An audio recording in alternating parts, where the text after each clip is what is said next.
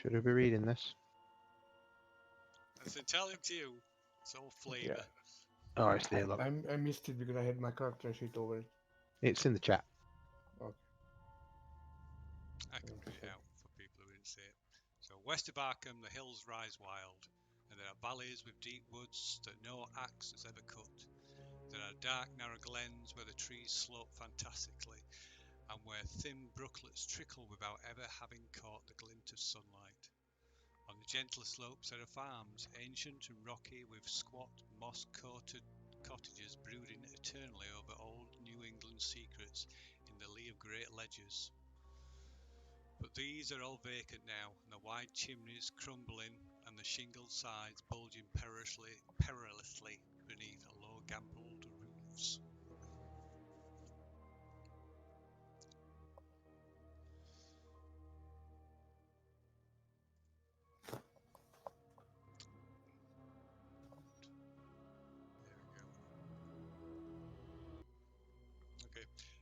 Just before I read this, so one of the dates is is unfortunately wrong.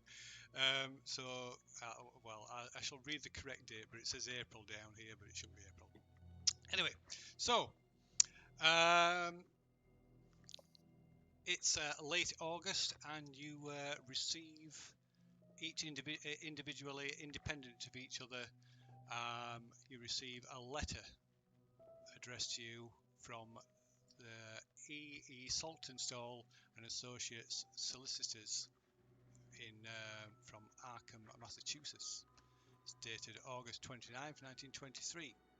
Dear Sir, it is with deepest regret that we must inform you that on March 19th of this year, Mr. Rupert Merriweather passed away.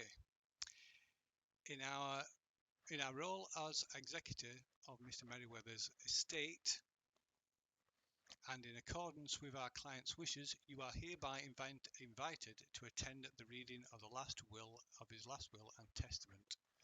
The reading will take place at our place of business at the above address on September the 9th of this year at precisely 2 p.m. prompt. May we offer you our sincere condolences at this sad time. Yours faithfully, W. Saltonstall.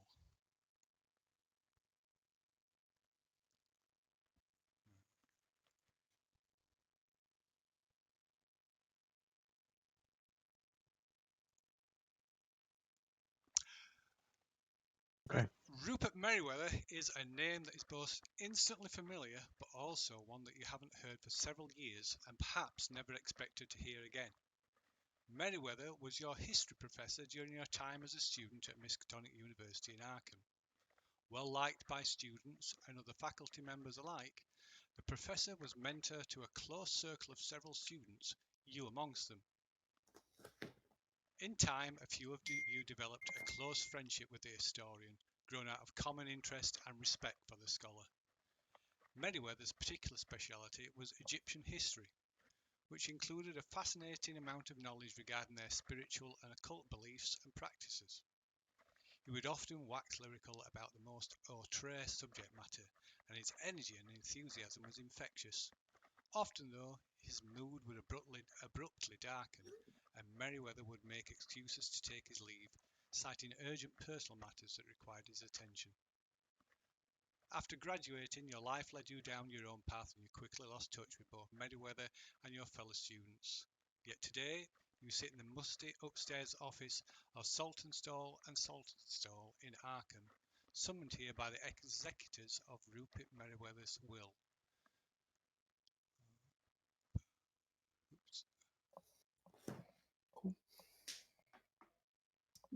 How many people are present? There are there's yourself, somebody that you vaguely recognise, and 4 other people which which you learn are family members of Rupert Merriweather. One being his wife, his son, his brother, and his wife. Okay. There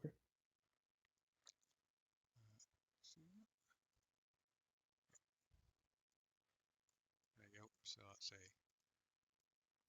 partially representative picture of the reading of the will in the solicitor's office.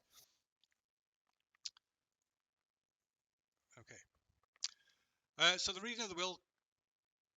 Where did I get to? Yes, the reading of the will is attended by several others whom you presume to be family members. Amongst the unfamiliar faces, you recognise another ex-student of Merryweather's with whom you were fairly well acquainted at the time.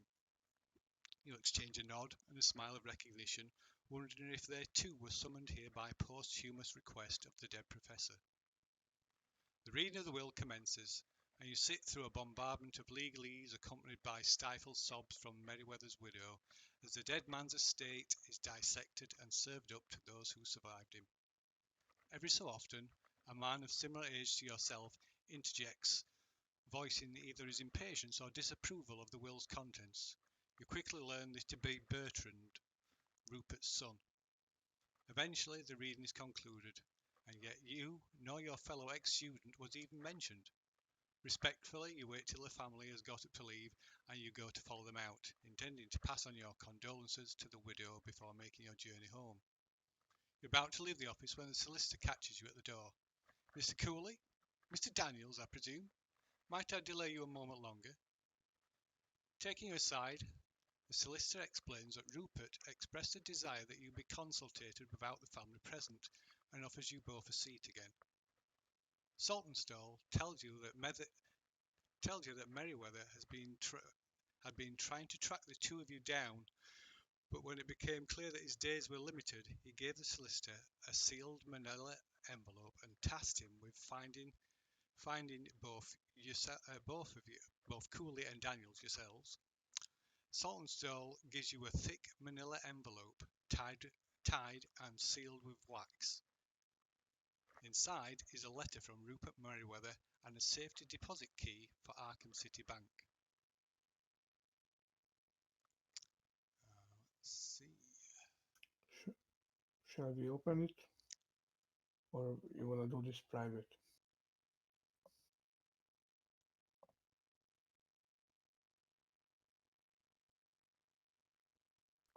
You still there, Dan? Yeah, I'm still there. Can you not hear me? Yeah. Yeah, open it. Yeah, I'm asking you, shall we open it here or you want to do this private? I don't mind opening it now. I mean, yeah, solicitor, so let's open it here. We might learn something and they might be able to answer some questions Okay. if we have any. Mm-hmm. Right. I shall send it So to we narrate. open the letter. Okay. Right, you open the letter. I shall send it to narrate and I shall also read it. Dear friends, in my youth, I and some fellow students became involved in what we believed to be an innocent exploration of the occult. Led by a slightly older man named Marion Allen, the six of us purchased an old farmhouse in an isolated location outside Arkham. God, that's going really fast, isn't it? It's in chat. Yeah. There we could conduct seances and other psychical research in privacy. Alas, our work had unforeseen results. Our last experiment summoned an evil force into this world, and horror consumed us that terrible night, and we fled in terror. Only now do I begin to grasp the truth of reality and the scope of what is happening in the world. I have tried in my small way to combat the horrors and make amends for my part in bringing one to our plane of existence. What I have left to offer, what riches and wealth I have, I will put to good use in dealing with these abominations. It is the very least this old coward can do. I could never make myself go back to that little farmhouse and put those events to rights.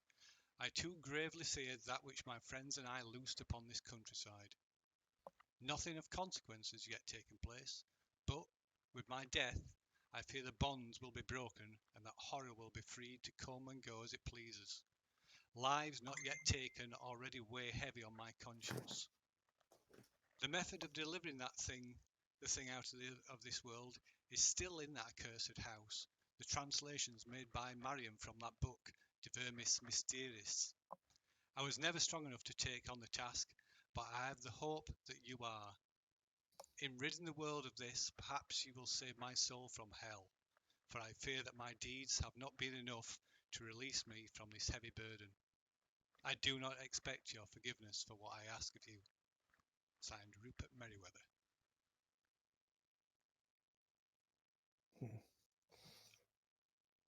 We need to check the safety deposit as well in the bank.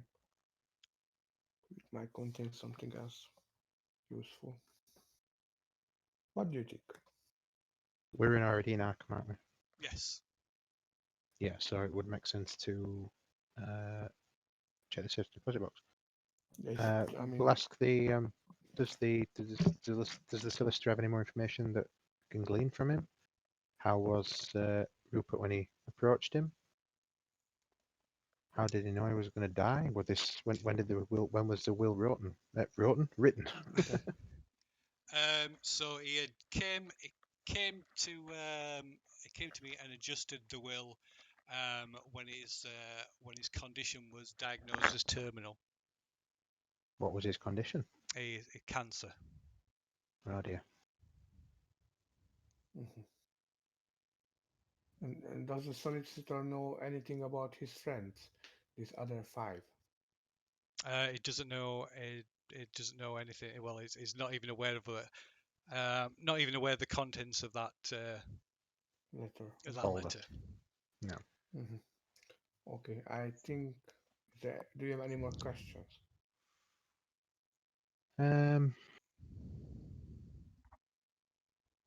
Not really. I suppose we could ask about the relationship between Rupert and the rest of his family. Does he know anything about that? It tells you that he only dealt with the family strictly on a professional basis. In fact, this is the only time he's actually interacted with anybody inside the family other than Rupert. Does he know where the old farmhouse is outside of Arkham? He doesn't know what farmhouse you're talking about. Okay. So I think we need to check the deposit box. Mm-hmm. We might learn something from that. Okay, we bid farewell to him. I have a car, so if you wanna jump, I give you a ride. You jump in. Lovely. Okay, let's set this date. This date's wrong. It is September. What day did I say it was? It's September the 9th. September. It's not year minus 47 either. 9th, Got weird quick. 1923. So we are going back to Roman times. That's good. I learned Oh, history at university. So apparently Roman so. times, It's gone to what year's gone to 1 AD now. I'm in my element. No problem. Why do they keep doing that with a year? That's really weird. There we go. 9th September 1923, and it's not 12 a.m. It started at 2 a.m. It's now about 3:15. No, you mean PM. Yeah, p.m. That's a good point. I mean, it's Uh, weird to read the wheel at 2 a.m. in the morning. I mean, it's scary, but not that yet. There we go. It's now 3:15 p.m. There we go. Very good. Okay. Do I know where this bank is? I mean, I've been living in this city for a long time. Yeah, it's quite possible. It's easy to even if you don't, it's easy to find. Okay, so we make our way to the bank, with my car, which is a Okay. 4T Model T. Oh wow. So yeah, so you make It's, your way it's, in the Model T4, which is probably a bit of a bone shaker.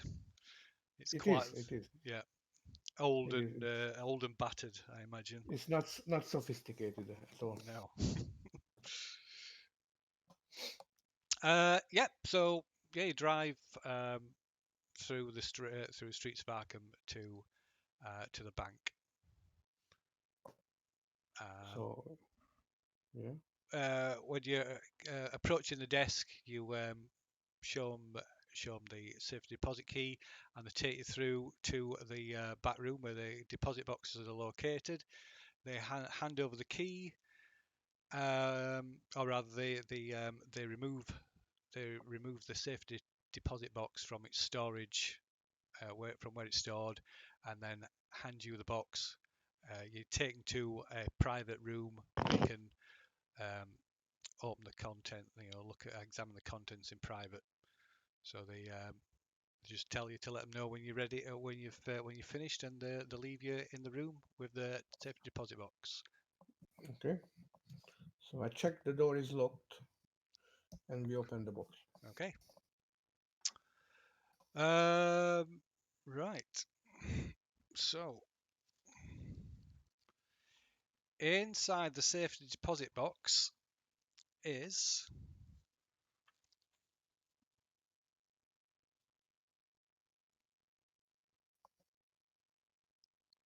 a small sarcophagus-shaped gold box of ancient design.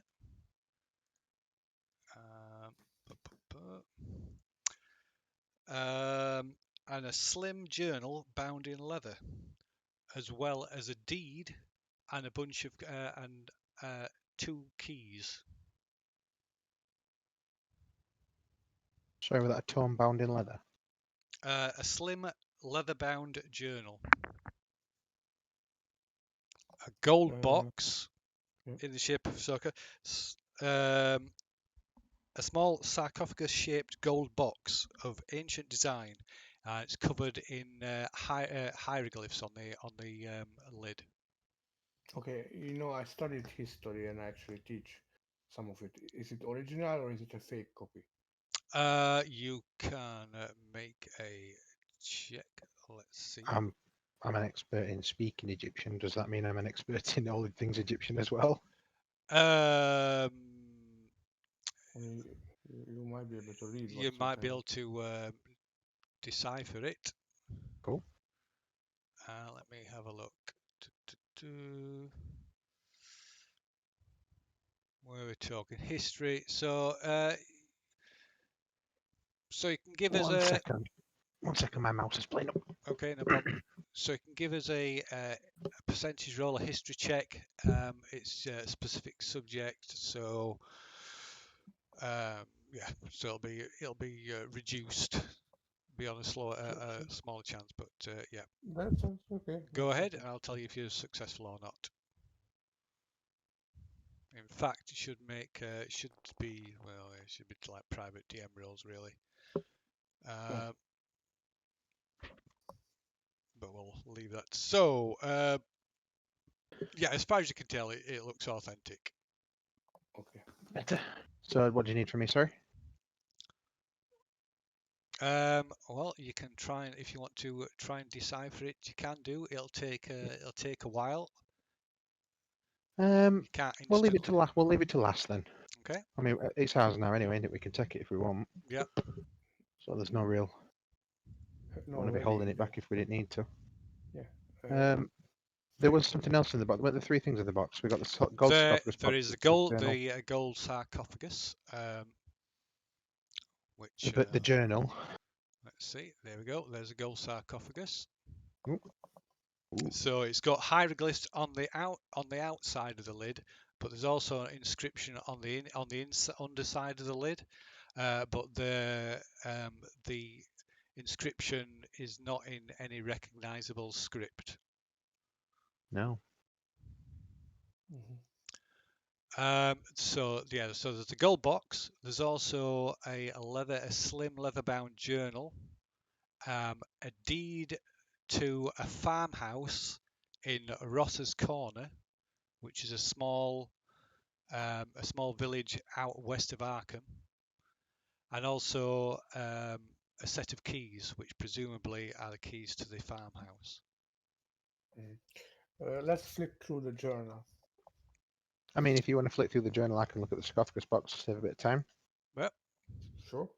Okay. Are we doing it here, or are we? I mean, let's flip through the journal just here. It wouldn't take 5-10 minutes, and Okay. we can take it and read it properly and swap information and whatnot. Okay. Right. Okay. So entries in the journal date back to the 22nd of April in 1876. When was how old was Rupert? when he died? Let's see, he'd be in his late 60s, 70s, I believe, without So he working was it like out. 10-year-old that time. Okay. So no, he wouldn't have been older than that then. So see, we're in his 20s then. So yeah, so it'd be late 80s, early 90s when he died then. Okay. Okay. So carry on. Sorry. So yeah, this is from when he was a student himself. Okay. What was the date again? Sorry, is that important? April 22nd, 1876. I'll make these available to yourself as well. Cool. In fact, so I am giving you Rupert's letter, am I? So I'll give you Rupert's letter as well, so you can look at that. So I'll adjust the permissions on it. So that's owned by everybody. So let me, yeah. So you should be able to see there should be a folder called the will now. You can see, and inside that should be Rupert's letter. Yeah. Yep. Also, I shall put the letter from the solicitors in there as well. There we go. Yep. Okay. I'm not finding this. Where is this, please? In the journal tab. Code. Oh yeah. Okay. Sorry. Yeah. Got it. Thank you. No problem. Okay. So I shall let's show this as well.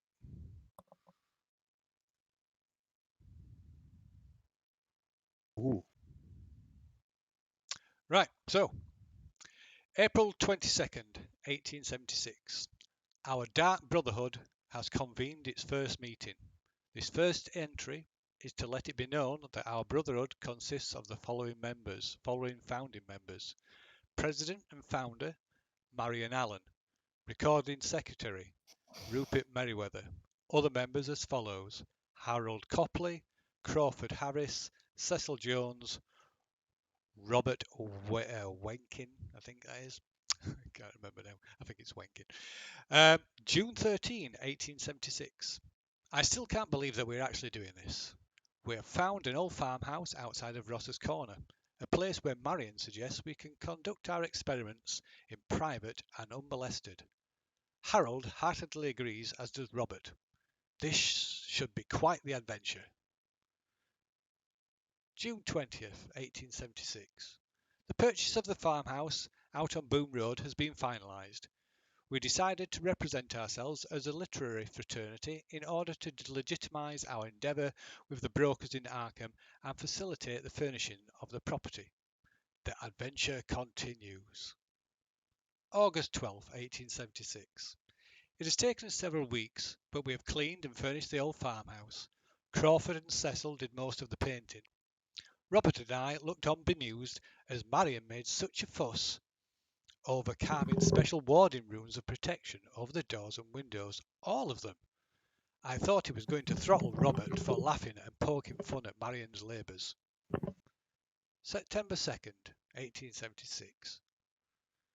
We arranged and conducted a séance in an effort to contact the deceased former owner of the farmhouse. We placed candles in a circle around us and at the stroke of midnight began to chant some incantation that Marion swore was authentic. Our efforts were in vain, as Harold continued to giggle and Marion grew ever more discontent and impatient with such antics. September 29th, 1876. We have spent the past few weekends at the farmhouse listening to Marion read from his small collection of books on the occult. It has been fascinating, but I almost wish the seance had worked. Cecil said that he thought we had come so far and is committed to these investigations. All agreed that we should delve deeper than we already have. For once, Harold did not giggle or mock Marion, and I think he too felt inspired that night to do more. October 31st, 1876. All Hallows Eve. We prepared ourselves for a summoning on the darkest day of magic of the year. We inscribed a pentagram inside a circle of chalk on the centre of the floor in the living room and lit candles at each point of the star. Then we all sat cross-legged as Marion attempted what he said was an old native Indian chant used to commune with the spirits of the dead. A cold breeze blew through the shutters and half the candles were extinguished. We relit them and tried again several times, but with no success. February 7th, 1877. We may be close this time. Marion writes that he has acquired an artifact during his trip to Boston, purportedly Egyptian in nature. It is described as a small sarcophagus of gold with a hinged lid. Inside there is a piece of amber in which is entrapped a specimen of some unknown arthropod.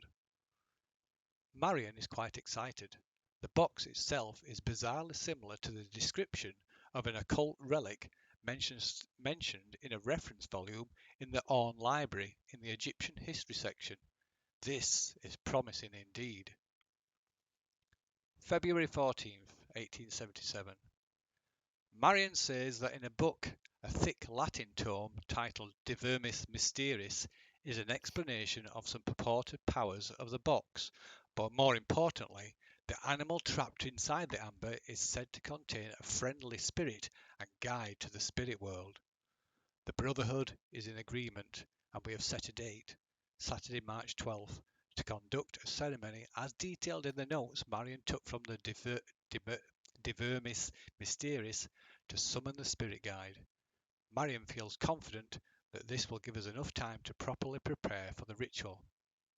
March 12th, 1877. We began the ceremony as Marion instructed, according to that described in the Latin book. A fire is set in the hearth, and a pentagram is chalked upon the floor, marked with the appropriate symbols and illuminated by two black tapers placed near the centre, flanking the piece of amber with its entrapped spirit. The others sit in a circle, while I, the designated watcher who guards against malevolent spirits, sit in the far corner of the room. Marion throws a handful of powder he has prepared into the fire, producing an evil-smelling smoke and dampening the flames, which now burn a sputtering green and brown. Those seated begin the Latin chant that Marion has translated from the book. After nearly 2 hours, I see a trail of smoke circling up from the piece of amber. Its surface seems to be bubbling, melting. Could this be it? Have we finally achieved success? I can see a form. March 13th, 1877. It is the following day. We have finished with our plans and have sworn a pact never to speak of what has happened last night. We have satisfactorily explained away the death of Robert and in some manner the madness of Harold. The sheriff accepts the explanation of a carriage accident. We planned it well. Robert's neck was broken in the fall, we told him. Harold struck his head on a rock when the horse's leg broke and the carriage rolled. Would it be that is how it was? For the rest of us, we will be forever changed by what we experienced that last night. The thing formed in the centre of the pentagram, shapeless, nearly invisible. Its terrible voice should have given us a clue, but we were foolish. It spoke then. Marion cast that damn powder. It spoke then. Marion cast that damn powder onto the spirit, the dust of Ibn Ghazi, he called it, and that is when we could see it. Words cannot describe the faceless thing with 1,000 mores. It roiled and bubbled, never fully revealing itself. So terrifying was its aspect that I sat as though frozen to my chair, the pen falling from my trembling fingers. Cecil and Marion seemed as lifeless as I, while a short, sharp cry issued from Crawford's mouth. Robert, however, rose to his feet, and before anyone could stop him, stepped forward as though to embrace our horrible guest. With its arms, or the appendages that seemed most like arms, it took hold of Robert, twisted his head around as though it were a mere doll's head. His lifeless corpse was then thrown back into Harold's lap, and that's when he began that damnable shrieking, the shrieking that hadn't stopped even after we handed him over to the sheriff's men. We still had a chance, apparently.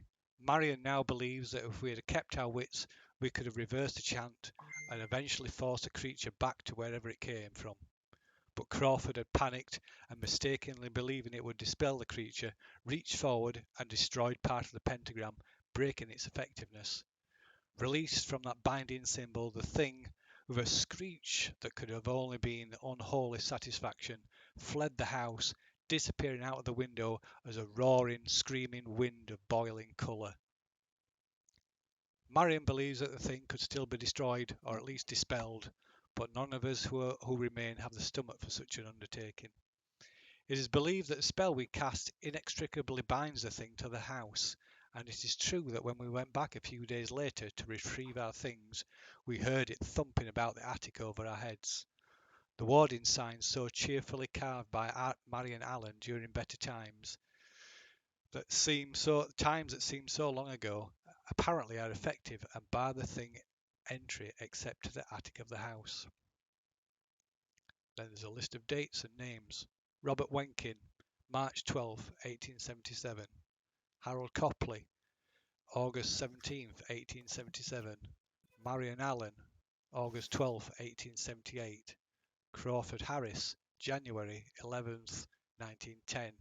Cecil Jones, March 22nd, 1919. Rupert Merriweather. July 29, 1923. I gravely fear that which my colleagues and I have loosed upon this countryside. Nothing of consequence has yet taken place, but with my death the bonds will be broken, and the thing will be free to come and go as it pleases. Lives and souls not yet taken, already taken, lie heavy on my conscience. The method of delivering that thing is in that accursed house. The translation made by Marion Allen from the horrid Vermis Mysterious. I am no longer strong enough to take to the task, but I know of those who perhaps are. Should they fail me, may God have mercy upon my soul. And that's the last entry in the journal. So basically, As you flick through the journal, the two newspaper clippings fall onto the floor.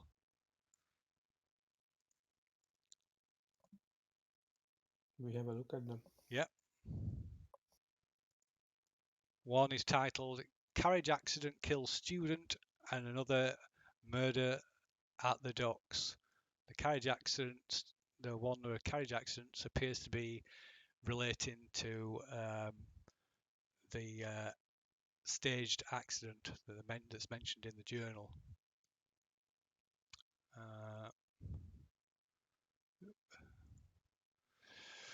Carriage accident kills student. One Miskatonic University student killed, other seriously injured. Ross's Corner Sheriff reported to Arkham Police that a group of Miskatonic University literary students were involved in a terrible carriage accident Saturday. An accident which took the life of one student and grievously injured another. The students were all members of a literary fraternity which consisted of Marion Allen, Harold Copley, Crawford Harris, Cecil Jones, Robert Mencken, not Wenkin, and Rupert Merriweather. All had been using an old farmhouse out past Ross's Corner for several months before the accident. Both Mencken and Copley were heading into town for some supplies when one of the horses broke its leg, causing the carriage to tumble. Mr. Copley fell and struck his head on a rock when the carriage rolled, while Mr. Mencken was thrown and broke his neck. Sheriff Johnston stated, "This is a terrible tragedy for these young men. Our hearts go out to the survivors and their parents." A member of Arkham's coroner's office stated, "There is no need for an autopsy of the body of Robert Mencken, and it will be returned immediately to his family." Jonas Mencken, Robert's grieving father, said that the funeral will be held as soon as possible.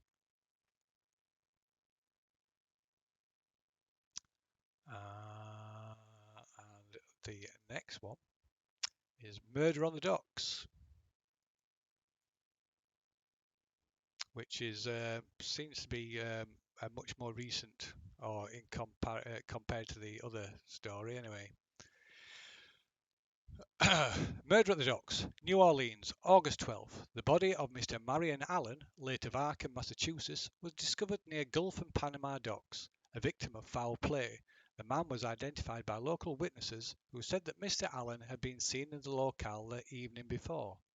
Although robbery was the apparent motive, police report that the victim's tongue had been cut out.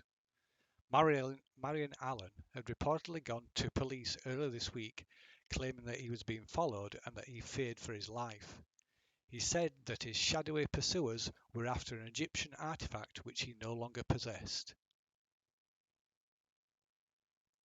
So, this date, this 12th of August, if we compare it to the journal, is it matching? Is it, the name and the date? It does, I believe. Where's the journal? Let's bring the journal up again.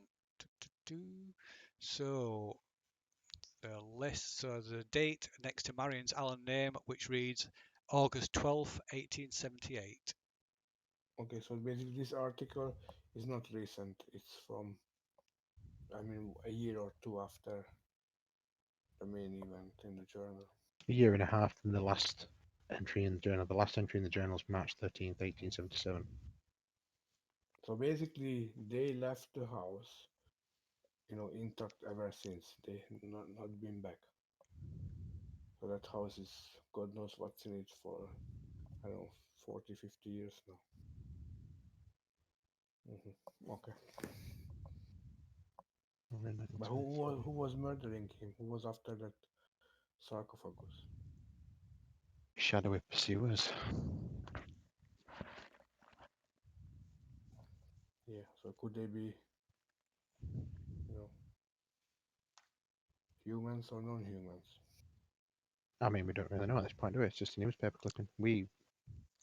Yep, you're unaware of, as far as that goes, you might think that Merryweather's just been just a nutter. Oh, okay. Just Okay, sure. Okay. So what do you want to do with this whole thing? And there's a deed for this farmhouse, isn't it? yes, What does the deed contain? Does it contain you know, correct address and everything? So basically, whoever holds the deed owns the house. Is yeah, that right? yeah.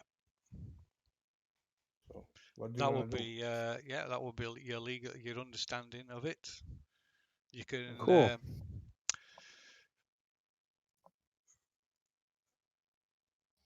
So, things have to load up all do the you time. want to check this out, or we just, sell the house and split it Of 50-50? course, your grasp of the law is minimal, but I I would like to just try and investigate. Well, during the time that he was flicking through the clippings, I would have wanted to, try and investigate the sarcophagus. okay, Is that right. something that I can do? The You Egyptian can, parts. yeah, you can. So, if you want to make to do an Egyptian, read Egyptian, hmm and see if you can translate it. It's just one D. It's just D100 in it. Yeah. Okay. Right. So no, you're not able to translate it. It's under. Is it not under my Egyptian?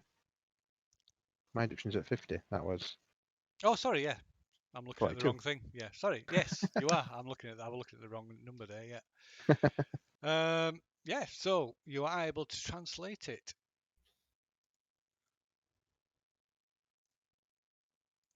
And this is what you scribble down on a piece of notepaper.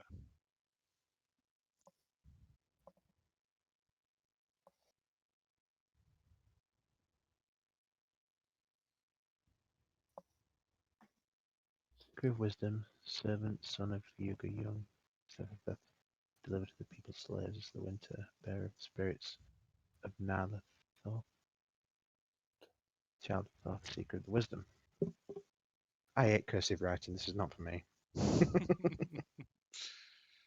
So yeah, the stuff in brackets is like it could be one. It's either so that's seeker of wisdom, servant or son of Yoga or Yog Setheth, deliverer of the people or slaves of the water, bearer of the spirits of Narloth Atep, child of Thoth, seeker of the wisdom. So you can see there are there are 6 of these. Can they match the six people who formed that society thing first? Or I'm just trying to make a connection, Yeah, that'd which is be. which is not there. So Bear of the Spirits could have been the guy stood watching. Seeker of Wisdom. Yeah, I mean it's a reasonable assumption that the six lines could correlate to the six people. Hmm. Maybe not. It's worth a shot. I'm just making notes. Sorry, if I go quiet, I'm not No, ignoring you. that's fine. So So I mean, the six. Okay, so we checked everything in the content. The No, keys. Do they look old? yeah, So they are not modern keys. They are like 50 yeah, years ago. the big chunky keys. Cast iron keys. Yeah. Yeah. Okay. All right. So okay. So do you want to check this place out before we flip it? um, I was I did have a to-do list, so Yeah. I don't know which Okay. order you want to do this in. Yeah. We Yeah. need to No. I'm try and listening. I'm we listening. need to try and get a copy of De Vernis, probably from the Orne Library, the Yeah. Egyptian history section. Um, So a big a regular mantra in Call of Cthulhu is forewarned is forearmed. Whereas in D&D, you might find so if this were a D&D scenario, like, oh right, there's this farmhouse where this went off. We'll just pack his bags and we'll march off to the farmhouse. Um, that's maybe not the best approach. okay, so we're not going to the So farmhouse no, yet. so knowledge is power. Yeah. Mm. So yeah, copy of this. We need to find a copy of the book. And don't be Yeah. afraid. Don't be afraid to like reread stuff that you've already got in case like something jumps out again or something becomes relevant that wasn't relevant. That didn't seem relevant before. The only other thing that I got written down was probably investigate the officials covering up Menken's death.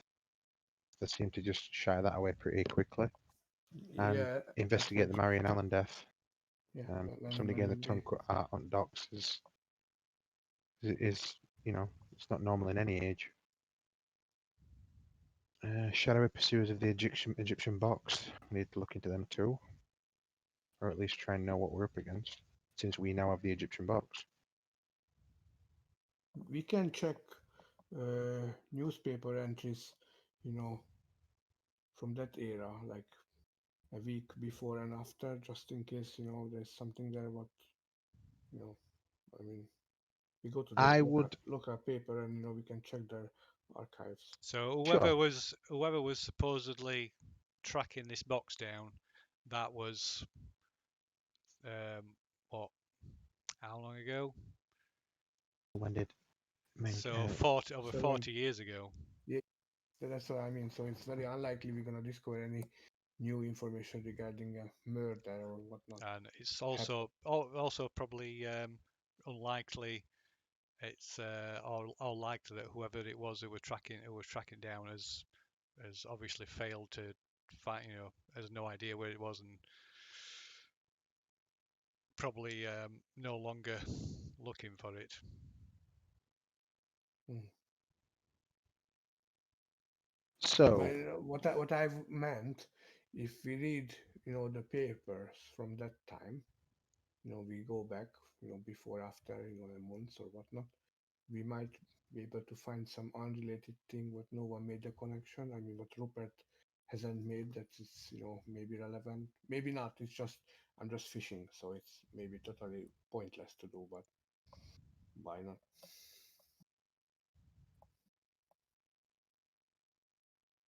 What do you think, Solomon?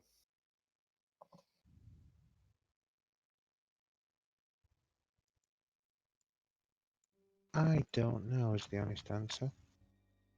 Okay, okay. I mean, we can check in the library. That's definitely look for this book and go at it again. But is there anything else what was on your list? No, I mean, if we're not going to investigate the deaths any further because we don't think there's any, I suppose it's something to be wary of, that people were still after the box, we're still pursuing the box, and we now have the box. Investigate Menken's death. Yeah, the only other thing I can think of is we go to the Orne Library and hopefully pick up a copy of De Vernis, or start asking around about any occult societies or anything that might be knocking around. How about if you take pictures of the sarcophagus? We're not carrying that with us, and I put it in a safe place. We seem to have this photo and this clipping, so can we assume that we've done that, Phil? Yeah, I suppose you can. Yeah. We'll leave the sarcophagus here then. Yeah, we can actually leave everything here in the safety deposit because we have the key for it, and it has been here for Yep. So the safe who knows deposit how long. box is yours It's, indefinitely. it's safest place. I mean, no one disturbed it for Do decades. we want to take the keys though? It just saves us a trip back to Yeah, the farmhouse keys. yeah. Take the keys. Yes. Just saves us a trip back here then, doesn't it? And I think we should take the journal as well because Okay. if you need to compare notes in the library, hmm you won't be able to do that from memory. Is there anything else of note in the journal, Phil? Well, you might want to. That's why you've got it, so you can look at it yourself and try and see if there's pick through it, see if there's any other clues or something that there to find. I will give you one hint. There was something else mentioned that might be of interest.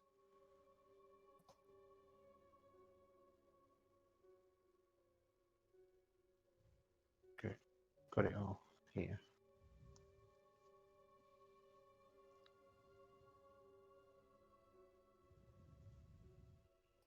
Can you put this journal into the journal, please?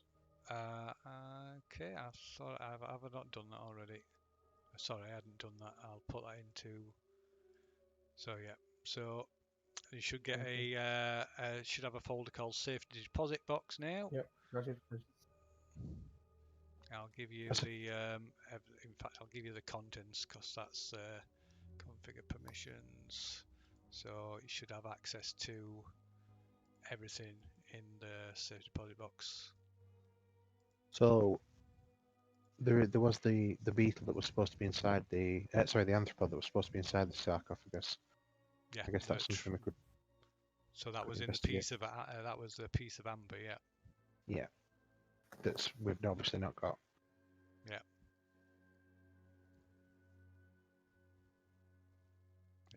Like in the journal, Rupert describes it as bubbling and melting. Yeah, and then disappeared through the window. Actually, I could have disappeared through the. Did he say that?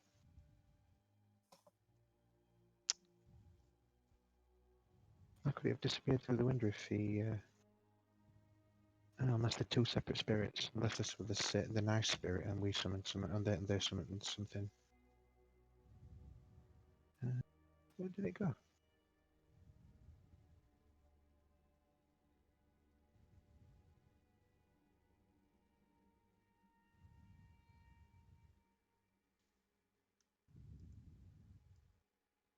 Oh, this is.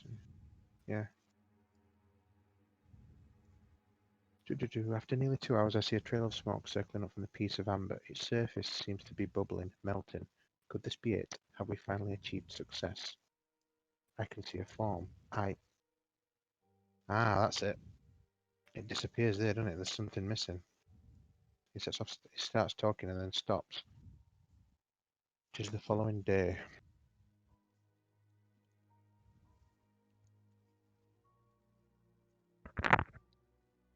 Why? I remember you mentioning window. Fled the house, disappearing out of the window. So if it was supposed to have been bound to the house, how did it disappear out the window? It's not bound in the house anymore. Well, it wasn't. He seemed to think it was until he died. Unless I've got that wrong. It might mean that it's not allowed to leave the house, but it can't venture. It can't it can't venture far from the house. Ah, okay. So it's bound to the house, so it might be able to go outside, sort of Sunlight or something kills it. Or get, yeah, just go yeah. outside a little bit, but it couldn't, it couldn't leave, travel to the other end of the country because it's bound to the house. Nothing of consequences has yet taken place, but with my death the bonds will be broken. So if it was bound to the house, it no longer is, Mhm. and the thing will be free to come and go as it pleases. So it was stuck up in the attic, but now it's not. Okay. Well, we assume it's not. They never mention the amber again, so maybe the amber's still inside the house, unless it has the amber has or the beetle that was in the arthropod that was inside the amber was the spirit, and that with the ritual it's been released. Hmm. So if we are not gonna rush to the farmhouse, the only thing I can think of that's proactive is to get a copy of this book.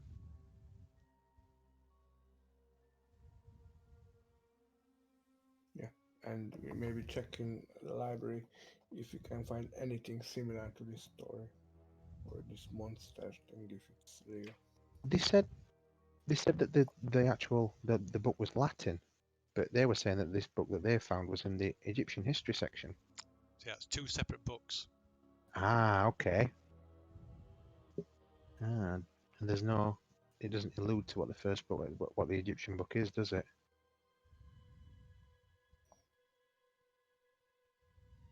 And what is this library feel? All one On library or what library, is it? it's the name of the library on at the Miskatonic University. Oh, okay, okay. So we should head to the library. And I mean, it's late now, I guess. What's the time? Uh, yeah, so Or it'll be sort of late, early evening now, so it's probably too late to head to the library. So you'll okay, have I to. turn to Solomon. I have a house here. Why don't you come over and we can check it again overnight and we can have a couple of. I mean, we can't have beers. We are in vacation. Uh, I just give you a nice, bed and meal if you have, if you want to, Yeah, that'd be good.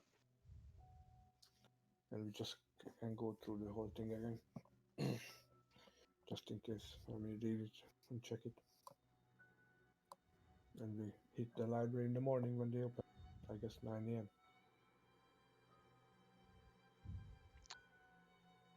Okay.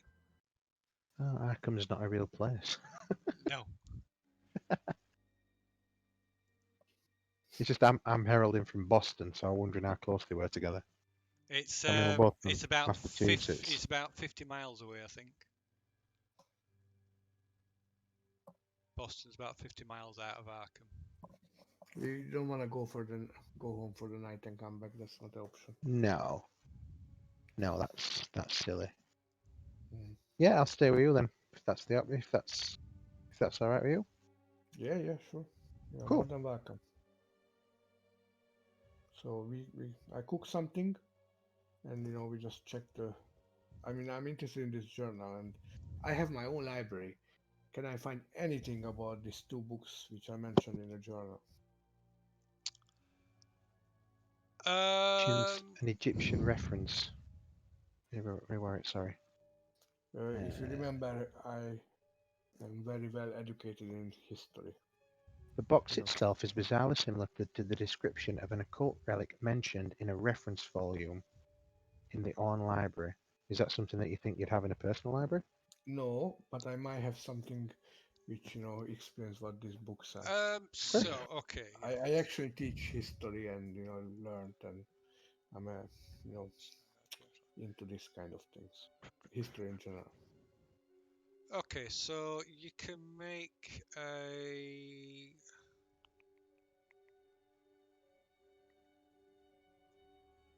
a library use roll. See if you can, sort of make an educated guess as to what book they might be talking about.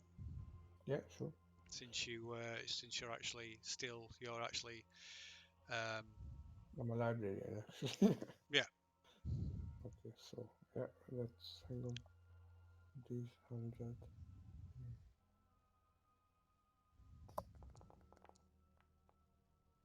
Okay. Right. Well, there's one volume that's quite comprehensive comes to mind called Great Treasures of the British Museum. Wow. Okay. And I don't own this book, but I No. seen it in the library. Yes. Okay, I mentioned this to Solomon before we go to bed, and in the morning we hit the library. Okay. So, do you wish to do anything else, or are you just going to listen to a bit of? Oh, I forgot I didn't set up that. There's a really good website that's like a radio time machine. You can set it to what any year and pick any part of the globe, and it'll play your music from that era. That's cool. Very nice. Radio Moo, Radio Moo, I think it is, or something. But yeah, it's really good. I'm going to set it up so I could stream it through things. So this should be jazz, isn't it? Well, jazz was there was jazz around at the time, yeah. So, is there anything you want to do during the evening, or is that it? Let me just check my cheat sheet. There's no like.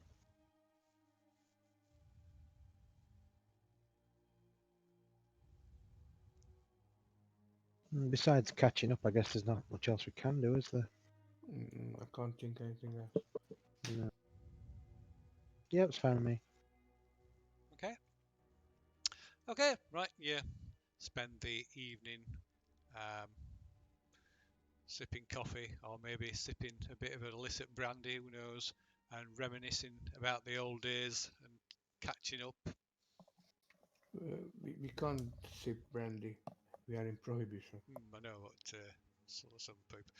Well, obviously, Mr. Cooley doesn't brook with breaking with bending the law.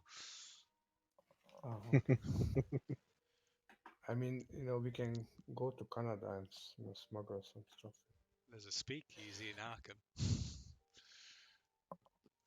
Okay. But anyway, that's beside the point. Right, so yeah, so you and then you retire late that evening. Mm-hmm. So 10th of September,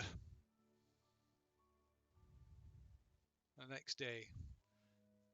Get up, dressed, breakfast.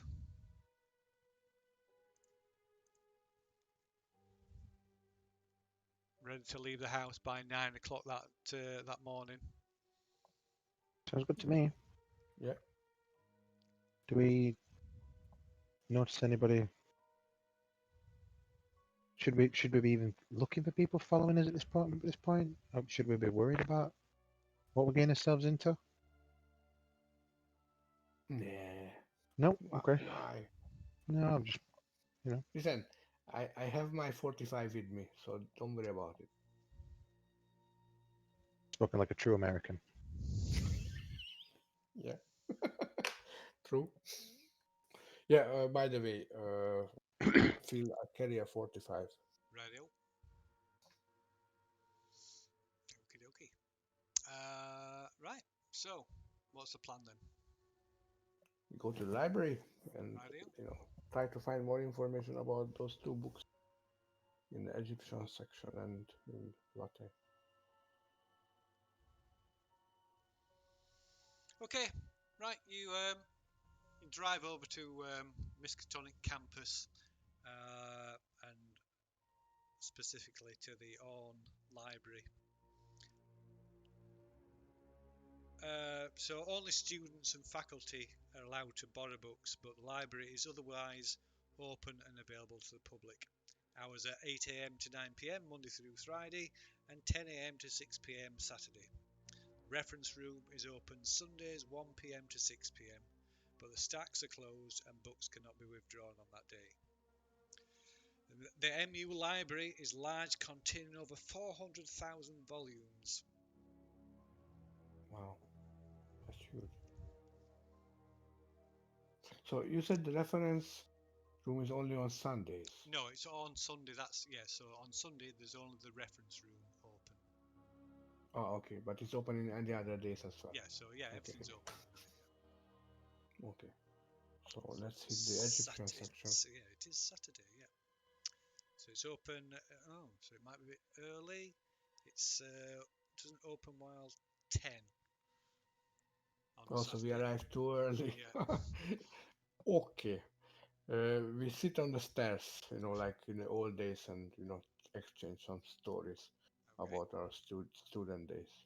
Very well. Okay. Right. You past an hour till the library opens. Right. Streams of students from the university file into the library.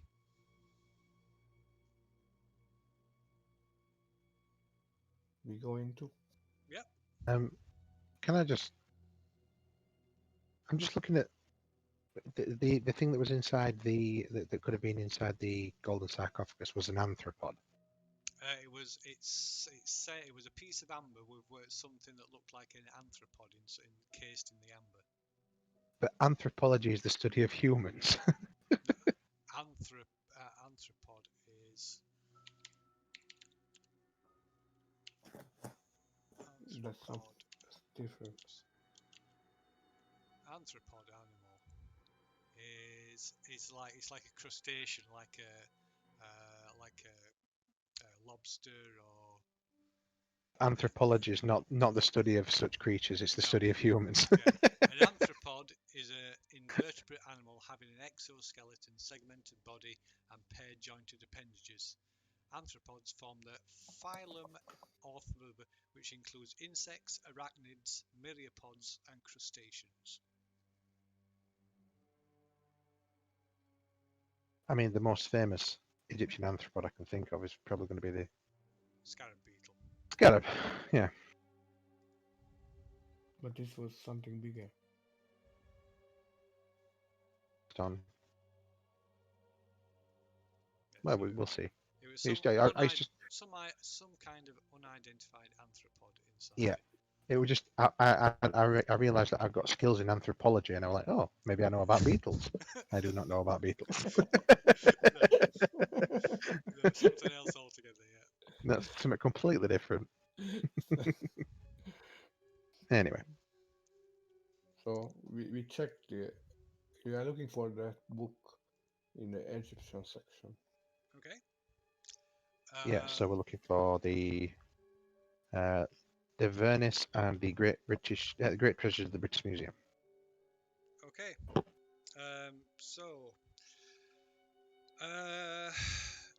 So the catalogue shows that the library owns a copy of De Vermis Mysteris, but upon asking at the desk, you learn that the book is locked away in a rare book collection upstairs, and it is on the restricted list compiled by the head of the library.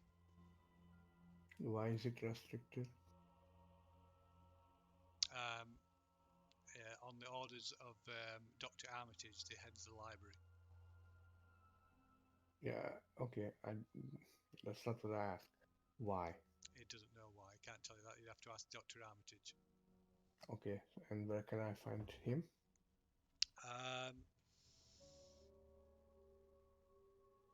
So Dr. Armitage, you'll be able to find him in his office on weekday mornings. Where does he live? We're going to knock him out. They're not allowed to give you that information. What about the great treasures of the British Museum? Okay, right. So you can make a library use roll. I'll let you do it. Yeah, yeah, I'll do I keep wanting to call you Cade. Sorry. What's it. My name is. Hang on. just give me one word. It's Dennis Cooley. Dennis. Cooley. Yeah. Right. Cade and Cooley. I'll try and remember. Cooley. Dennis. So I You're do on a first library term. role. Used to Sorry? be on first. It used to be on first name basis. Not, Yeah, Dennis is the first name, okay, right, no problem. Right, so it takes you several hours of searching, like referencing, but you eventually find the book, and in particular the section of the book which Rupert must have been referring to in his journal. Great Treasures of the British Museum by E.C.W. Shapcott. Dating from the 14th dynasty, the small golden sarcophagus-shaped box attributed to the would-be pharaoh Nofru Ka is an intriguing object with little historical precedent. At first glance, it would seem to have been intended as a canopic jar, meant to contain one of the sacred organs removed from the royal mummy. However, if that was its original raison d'etre, it seems to have served as a kind of ushabti, or spectral servant instead. Measuring somewhat under a foot in length, the box takes the form of a typical royal mummy, grasping the crook and flail of rulership, and crowned with a double diadem featuring the vulture and cobra indicating control over both Upper and Lower Egypt. The headgear the headgear is in the Nemish style, signifying a warrior king. The piece is formed of pure gold and is inlaid with lapis lazuli, jet, cornelian, and pieces of coloured enamel.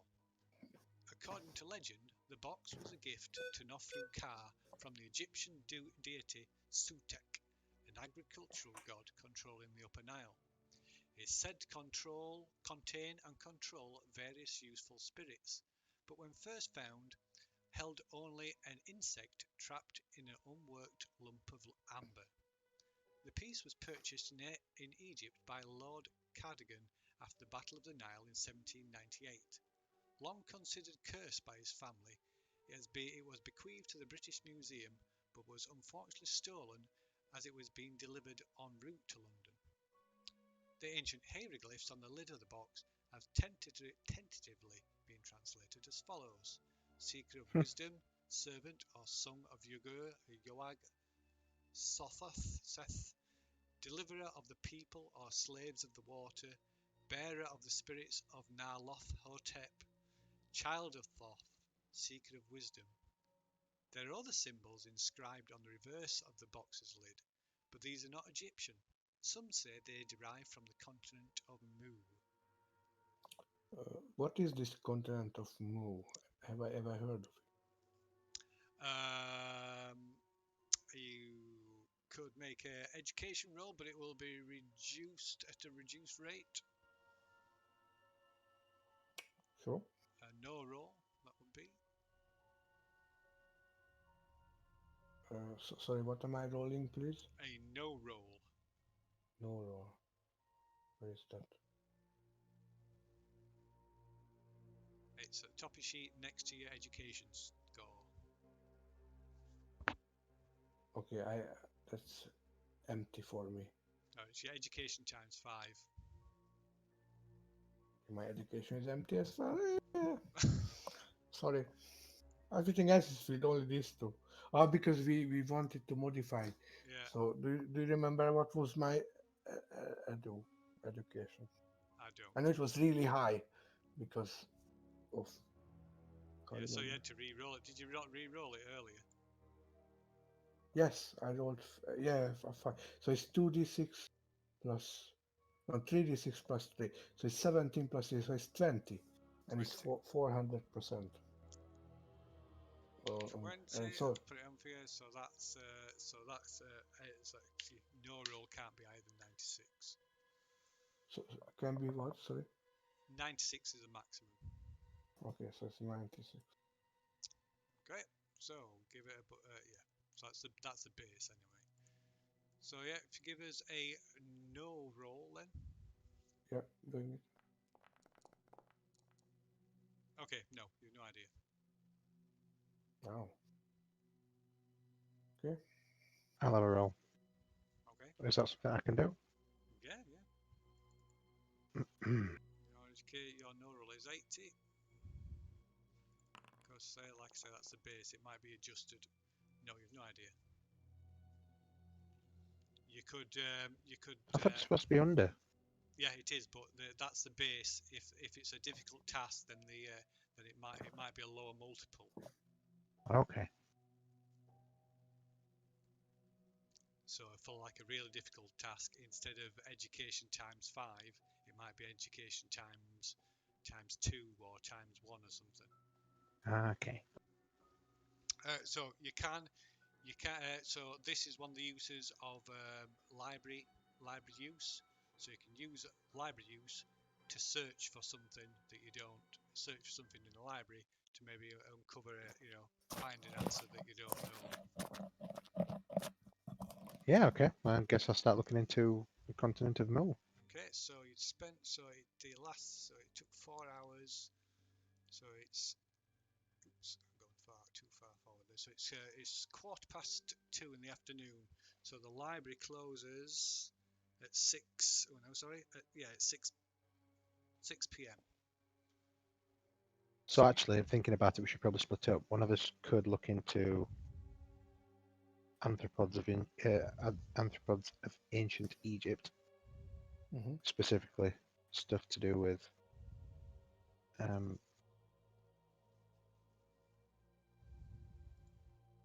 the Egyptian god that this was supposed to be sealed with, and then the other Right. one look into the continent of Mu. Okay, so because you are good in anthropology, I let you do the anthropid thing, and I That's look not into. how it works. And I know. Sorry, I couldn't pass on this. And I do the continent of more search if it's okay with you. Yeah, it's fine.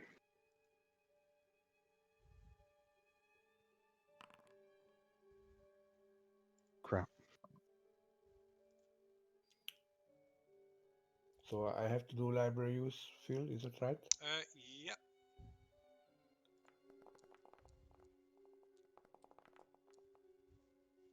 Okay. Mine is 90 and I rolled a 90. Okay, that's fine. Okay. Right. So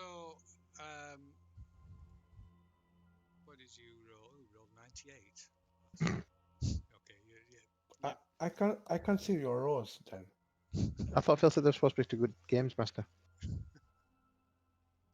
Sorry, I couldn't hear you. What? I thought Phil said that they were supposed to be for private GM roles. They are supposed to be Oh, private. Yeah, they are supposed to be. so my rolls should be private as well. That's what you are Yeah, saying. yeah. Okay, I changed it. I'm sorry. I don't know how to change it, but I changed it. There's a drop down. Yeah, on the dice tray, there's a drop down. You can decide. You can select what it does by default. You see it? Private GM role. You just select through. So private GM role. That's what I have to select. Yeah. Okay. Sorry, I didn't know I have to That's do this. okay. I said earlier and then didn't explain it, did I? Okay. Okay. So it's a bit annoying. These PDF character sheets have to load in every time I open them. Right. So um, okay. So it's getting close to closing time, and you're eventually hounded out of the library by an impatient library staff. So Solomon, you weren't able to find really anything. I mean, other than the fact that there's beetles and scorpions, and you think there might even be spiders in Egypt, possibly ancient Egypt, but no, you didn't find anything of use. Okay. Dennis, however,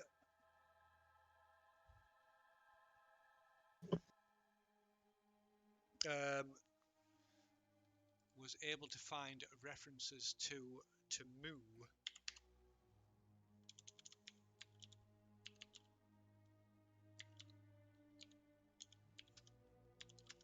Oops. Which is a mythical lost continent. And is Um, it? I'm sorry. You can.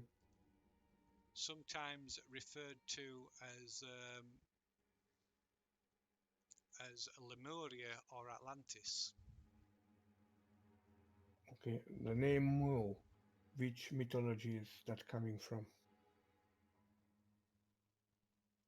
It So, was who referred to it as continent of Mu? August Henry Julian Plongian, a British American archaeologist and photographer. Is he alive or is he dead? When did he live? He is dead. Okay, and But yeah. um, it's sort of popular among sort of like myths, mythology, and occult study students. Mm. So we used to go to this university, yeah? What, Miskatonic? Yes. Yeah. Would we know of any of these societies or their locations? Not necessarily, no. Hmm. I'm just thinking maybe it's something we could start asking around after.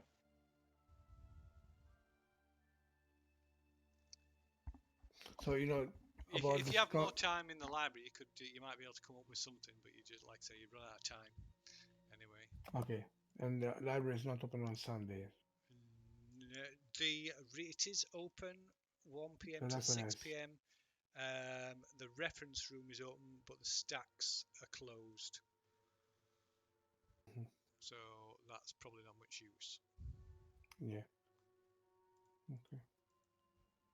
How about tomorrow? Because it's a day off from the library. We just drive to the farmhouse. Don't enter. Just have a proper look from the outside regarding in what state it is. Or I don't know. I mean, do you have any better idea? I'm open for suggestions. No, my day's been a washout, so I'm happy to escape to the countryside and put his life's in mortal danger. No, I wouldn't enter. Just have a look, from a distance regarding is it what state of repair it is, how does the garden look like, You know you and can't shoot beetle ghosts, don't you? I don't know that, do I? So, I believe in my revolver. Sorry, we will see. Or we just take a rest day and read the whole thing again. Hmm? So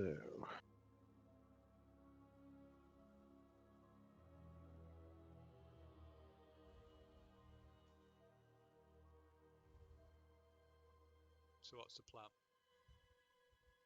I don't know. I'm asking Solomon what he thinks. I the only other thing that I suppose that's outstanding with regards to the path that we're on is Dr. Armitage, Yeah, but or we could further research the other guy's work that you found yeah, but we can't about research because Mo. the No, I library know is the closed. library's closed, but that's the only other two things that we've really got outstanding. Um, I will definitely. I mean, I would definitely want to speak to, the library director. mhm. But we have to wait until Monday, 9 o'clock, when he's back into his office. Or we could just break in. I know, but I'm a librarian, so I don't think so. I would be comfortable to break into a library. It's sacrilege. No, Okay. I had that in my mind as a player, but as a character, it's a no. Sorry. Unless we've been denied entry, then what other options do we have? Oh, Phil, Yes. there is a service which used to be in England. I think it's and it was in the United States as well. It's called Book Search. You sent a postcard, pre-internet we're talking about, to an address, and you want to buy this book, and they search the whole country, every book, antique bookshops, and whatever, and they came back with a postcard offer. This is the book, and we can buy it for this price for you. And if you said yes, and you done a bank transfer, they sent you the book, like other books, but pre-internet. So is it possible to, I mean, this service exist in your world in the 1923 in the United States? I suppose it's possible you could like send a telegram or letter to a library and ask them to search for something for you if you weren't able to do that yourself, or you could employ somebody to search for whether there's an actual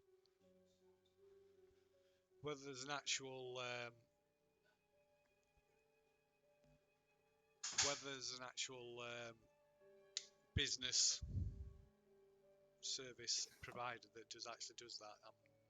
I couldn't say. So yeah, I understand. I'm not looking for someone else to do the work. I'm looking for the copies of this book. Is it possible to buy them this way? That's what I'm trying to find. I know would take me weeks because you have to send a card, they have to search and send it back. I know it's not an immediate thing, but I'm asking, is it possible to do this or Yes, not? I suppose there might be some way of doing that. Yeah, if you. Because I'm a librarian, so I'm moving to circles. I have Yeah, quite yeah. So detailed you knowledge could you could who to if you knew approach. publishers and Yes, distributors and yeah. stuff. Yeah, yeah. I suppose. Yeah. And I know antique bookshops, even the other side of the Yeah, country, and there's because used bookshops and stuff. Yeah, so you could you could contact so booksellers and things like that. Yeah, yeah.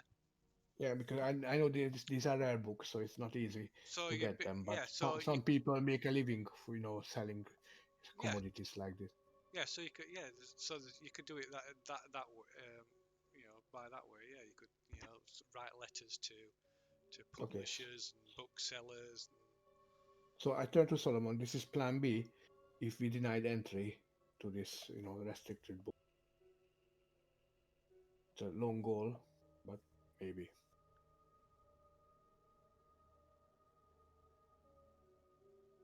So what are we doing tomorrow, Sunday? Hmm. I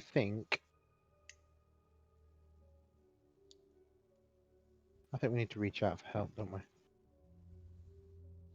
To who?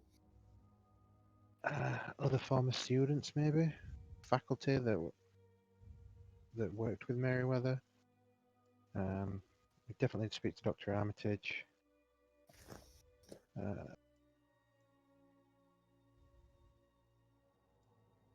There was his family as well, weren't there? His wife, son, brother, sister-in-law. A kid called Bertrand was unhappy with the reading.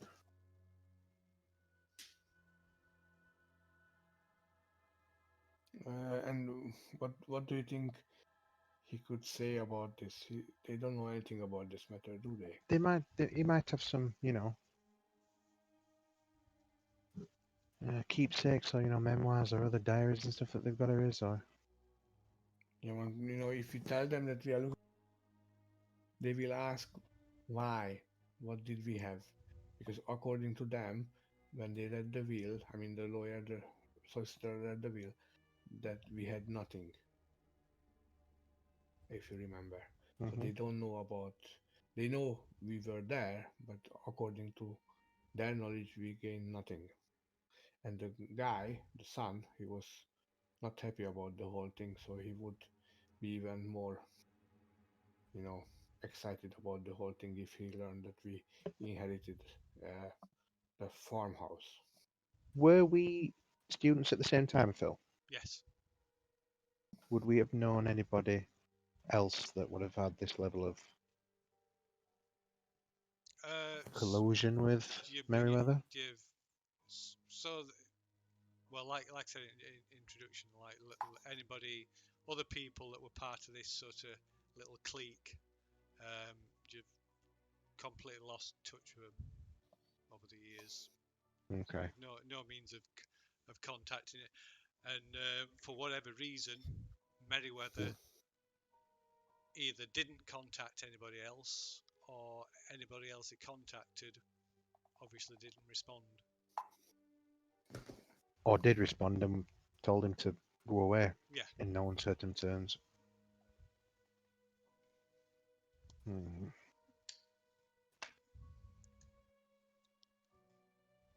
No, I'm clutching straws. I'm thinking maybe we try reaching out to the other people's families, the 6 that died.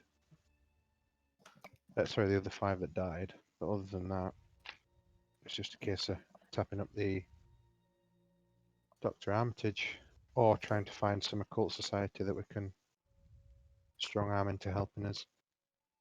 Okay, let's talk to the doctor first. Hmm? Let's see where we get to with that one regarding positive, negative, and we still can explore other options after. As it stands, though, we're not going to be able to see him until Monday at the I know, earliest, I know, so that gives us I a know. full day of. Are you in a rush? Are you going anywhere?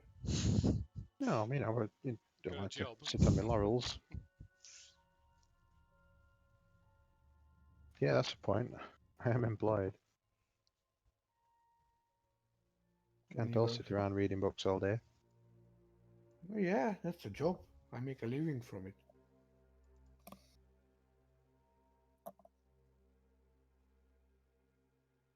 Or we still can drive to the farmhouse. It's not that far. It's just the outskirts of the city. Although you Oh, are yeah, a okay. parapsychologist, you could make this possibly turn this into turn this around and make some money out of it. Turn it into a book. Yeah.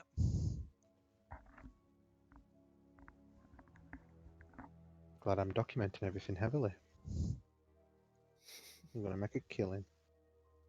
So yeah, you're maybe more prone to think there might be something to this. Whether Dennis is thinks Merryweather is just gone Nutter. loopy in his old age. A nutter. Yeah. He's a nutter, yeah, definitely. When he was teaching us, he was. I know that.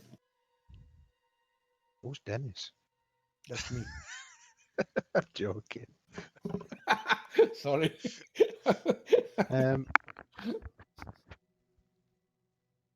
Okay. So, yeah, 2 options. We either randomly search looking for people to help us, or we go to the farmyard tomorrow. I would opt for the farmhouse. Okay, let's do that. Okay. So So in the yeah, sorry. carry on. In the morning, I like to pack up, some sandwiches and some, water, and we drive to the farmhouse. But How we're not far away is it? That's the point, isn't it? It's not that far. So Ross's Corner is located it's only a few miles west of Arkham. So it's an hour drive max, even It's if not I even go that. Not even that. 15 miles per hour on bad roads and whatnot. So yeah, we maybe about stop half in. an hour. Yeah, we stop in a fair distance. If you can describe us, what we see, please. Okay, so that's what you're doing. So are you making any other preparations the next morning before you set off? Anything you want to?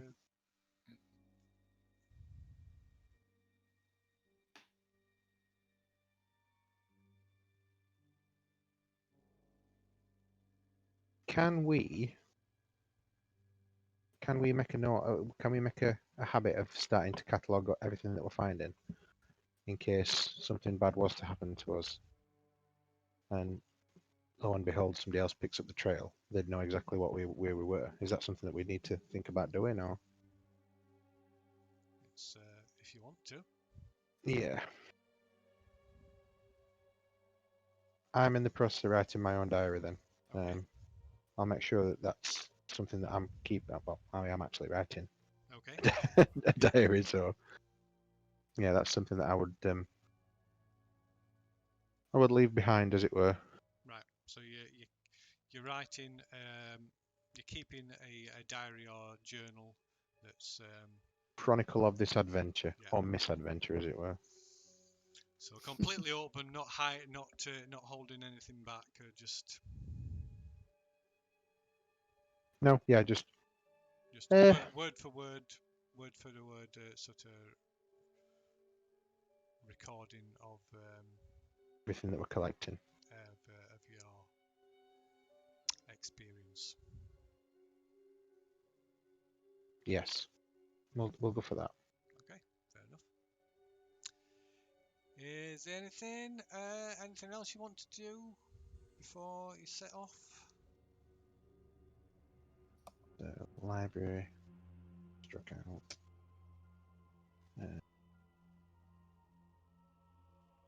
No, I'm good. Okay.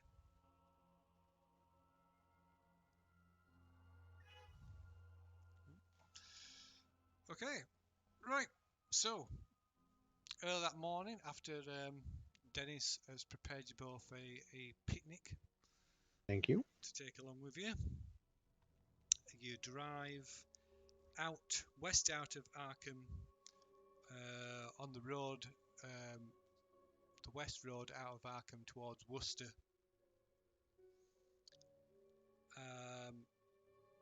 And soon after driving for about 15-20 minutes, you arrive at Ross's Corner, which consists of a few tired buildings and homes. Prosperity of the farms in the area has long been in decline, and you estimate that there can be no more than 40 or so people that live here. There's a church. Other than the houses, the place consists of a church and a combination general store, post office, gas station, and milk depot at the centre of the community. We stop there, exactly there.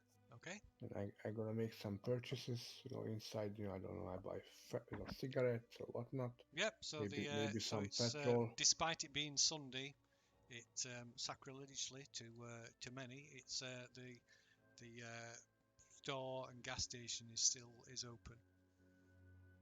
And I try to make some conversation with the clerk regarding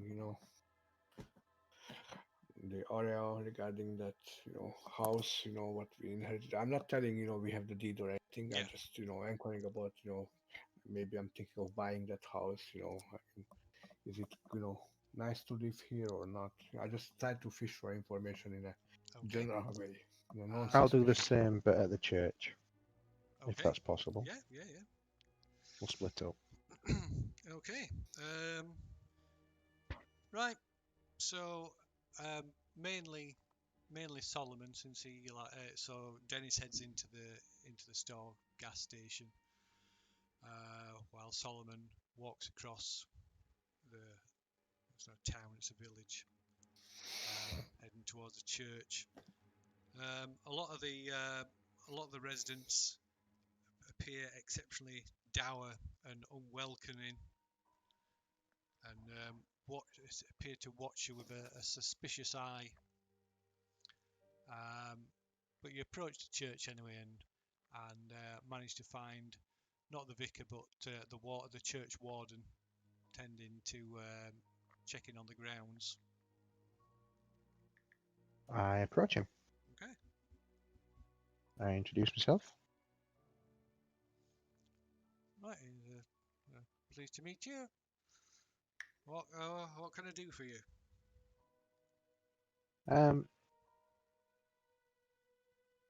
We are, well, we're investigating the deaths of up at the old farmhouse some 50 years ago. Shake says, I don't know anything about that. I ain't been here been around here that long. Do you know anybody that has, or any kind of articles on newspaper, anything like that we can investigate?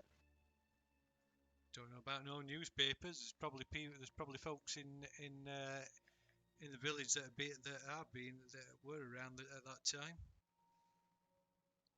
I'm sorry, I didn't catch your name. Julian Roberts. Julian Roberts. I'm Solomon. Pleased to meet we're you. probably going to be frequenting this village um, at the behest of a lost colleague. Like I said, investigating those murders, those untimely deaths. Um, is there been any disturbances or anything in the town since, or is there anything of Since note uh, since what? since the deaths and since the past, well, past couple of weeks maybe? Has things been strange? Any strangeness? Uh, you can make a credit rating roll. Oh wow, my credit rating is that, yeah. Is that like a charisma roll? It's kind of you're like impressed with your social standing. Yeah, yeah, brilliant. Oh, 7. Well done. Where's your credit rating? That's base is 15. Okay, That's all I've got. so you can check that. Oh nice. Um, so he looks you up and down, looks like he's trying to judge your character, and he says, "Well, folks around here have been a little on edge lately." I will use my skills as a parapsychologist. Let me see if I can find an ability, just to try and elude some more information out of him without scaring him off, or, you know. Oh, he was still not finished talking to you. Oh, okay, sorry. So he says, like, folks around here have been a little bit on edge lately. Um, a couple of nights ago, a local woman disappeared. A local farmer's wife went out after dark to check on the horses, and she ain't been seen since. Oh dear. Was there any kind of investigation involved? Is anybody looking for No, her? down as a missing persons, but that might be why if some of the locals are a bit off with you, that might be why folks are suspicious of strangers right now. Oh, okay. Well, we had nothing to do with that whatsoever. Um, Wrong place, wrong time, as it were. Okay. It looks at you a bit oddly. Says, well, that's good to know. If you'll excuse me, I've work to attend to. Yeah, of course. I'll leave you to it. Thanks for your time. Speak soon. I will walk back to Cooley. Okay. Right. So meanwhile, Dennis is in the gas station, general store, post office, what have you. There's just a elderly woman, sort of quite big, rosy cheeks, thin in hair, bad teeth, but she greets you with a smile anyway. I greet her back, in a nice, polite way. What can I do for you? I like to buy some gas and some cigarettes. Do you have Lucky Star? Right, she hands you a pack and takes the money, and then starts heading for the door to start pumping the gas into your car. Okay, why she does that? I look around the store, not touching anything, just generalize any notes, people try to sell things, that's a common thing in a shop like that. Yeah, nothing unusual. Okay, I wait until she returns and I give her a tip, you know. And I ask her about, uh, you know, I'm thinking of, retiring to from the city life. I want to write and I'm looking for a quiet area. And asking her about, how to live here, what she thinks. I'm trying to make her chat, because Yes. she might be, the local. So I just happy to listen to her information flow, whatever she says, whatever she thinks is important. If she is that kind of person, Well, I guess she doesn't have many visitors, so she's happy to talk. I I guess after a tip. so she tells you, well, it's Ross's Corner isn't what it used to be. It's past couple of decades, the place has run down. People have moved on. It's not many people. You're the first person for a long while that's come round asking about talking about the possibility of living here. That's a new Hmm. one for, and that's a new one on me. How long has she been living here? All my life. How old is she? 50, 60? Yes, you'll guess she's in her 60s. Okay. And I asked her about the house. I described the house. What we have. I mean, so I don't know how the house look like, do I? From the deed. What does the deed Yeah, it tells you where the address of it and stuff. Yeah. Okay, so I asked her about that house because that caught my eye, because I'm looking for peace and quiet. Is that, a place like that? Does she know who owns it? Does That she know old anything place, the about? old farmhouse up on Boom Road. Kids say that place is haunted. You know. Really? Yeah, it's just kids. Yeah, I think so. That's stupid thing. Stupid And stories. does she know who owns it? Because I might Well, want to have a look at it. taxes are always paid on the place. It's where is it now? Mr. Merriweather over in Arkham he's owned it for years, done nothing with it though. So is it in a bad shape? Yeah, it's pretty run down. Yeah, I mean, Is the roof leaking? I I'm mean, not. you mentioned the children. Do the children enter the house? I mean, I don't to know. play. I don't know. Hmm. I haven't been up there myself. Okay. And I asked her, is there any other house, what she would recommend to buy here? Something with a better shape. The I'm trying to divert the conversation the just to prevent The only suspicion. the only properties are in families in hands of families that have been passed down through generations. Anything else has long fallen into ruin or been demolished. Hmm. I asked her, what does the house worth in her opinion? I mean, she knows the area. She might have some idea. The old farmhouse. Yeah. How much would she pay for it in present state if she was I gonna don't buy? know. The land's probably worth more than the house. And a numerical number. I have no idea. I'm no estate agent.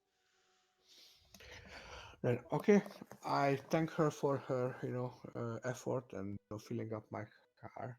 Actually, I offer her cigarettes if she does she smoke. Oh, she thanks you, but she says no. It's a disgusting habit. If you'll pardon my forwardness. That's absolutely fine. And I leave and I drive around the corner so she can't see me. Okay. And I wait for Solomon. I don't smoke actually, so the cigarettes cigarettes just go in the car somewhere. Okay. And I try to have a look at the house. Okay. Well, I mean, it's not. It's you can't. The house isn't here. sorry, I can't. What? The house isn't here. You can't see it from Okay, here. so okay. I wait for Solomon and we do that together. Okay, right. You wait in the car, and it's a light rain begins to fall, pattering on the roof of the Ford, and eventually Solomon clambers in. I offer him some sandwiches. He might be hungry after this, walking in the rain. Yeah, muller him. And And I'll and, relay and to hot him hot coffee and hot coffee, very important. I'll relay to him what I learned from the church warden about the missing girl, missing farmer's wife. I do the same on my side. Old haunted farmhouse. Okay. And I think we're gonna drive to the farmhouse now and just have a look at it from the outside. Okay.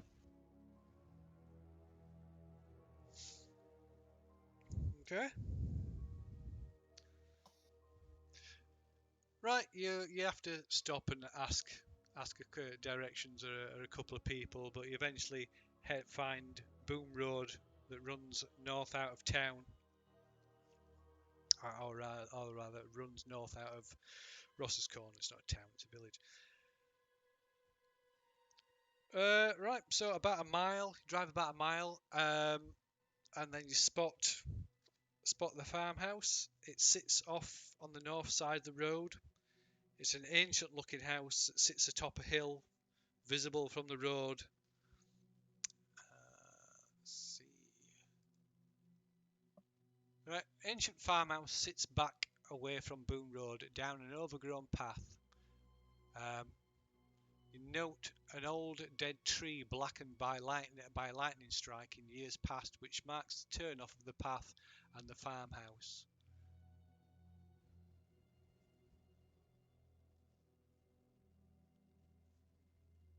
That's all you can tell from here.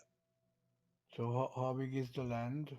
What state is the Well, house? according to the deed, there's several acres of the land, several acres of land around it, and there's the farmhouse. According to deed, there's the farmhouse, a barn, and one or two outbuildings. Is there a fence or gate or anything? No, there's no like fence or wall boundary that serves as any kind of boundary or anything. Okay, the farmhouse, is it one level or two level? It looks to be a single level. It's a few hundred yards away from up from the road. So it Can we sits. get up the road in the car, or are we going to leave the car here and walk on foot? Is there a driveway or is it approachable only on foot? There's a track. There's a track leading up from the road. I mean, we agreed not to enter yet, so I think that's bad enough. We drive around to have a look from the other side. Or do you want to enter? Do you want to walk up to the house, Solomon? 9:20. We've only just got here. Yeah, let's have a wander up. Okay, we walk around the field, around the house. Okay. Right, the farmhouse becomes more visible after travelling along the path through the trees. The road is wide, weed-grown gravel track leading up to the farmhouse and the remains of a large barn. The house is of 18th century saltbox design with a high peaked roof, windows flanked by sagging shutters. While most of the windows are broken, the ones still intact are filthy and resemble frosted glass due to years of dirt and dust. It's a single-story structure. Single-story structure. So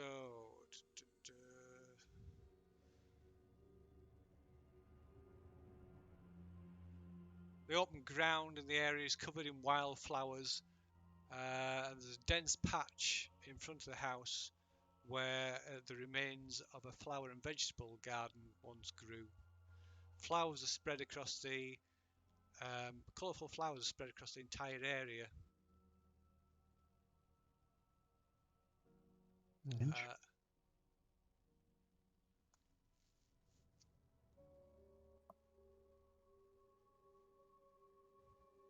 So what do you want to do? There's where are we? A trail leads off from the house to a small privy, still standing and intact among the trees, and a decaying barn stands behind the house, as well as a collapsed lean-to. There's also a water well made from large stones standing next to the house. I believe there is indeed.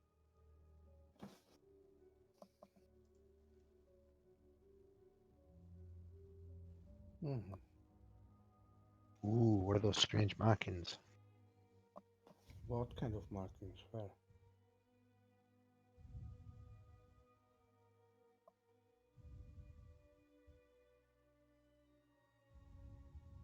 Above the windows and on the roof. Those like red markings. Oh yeah, okay, sorry, my eyesight is So bad. they must be the wards that What they described in the journal. yeah, what's his name? Rupert.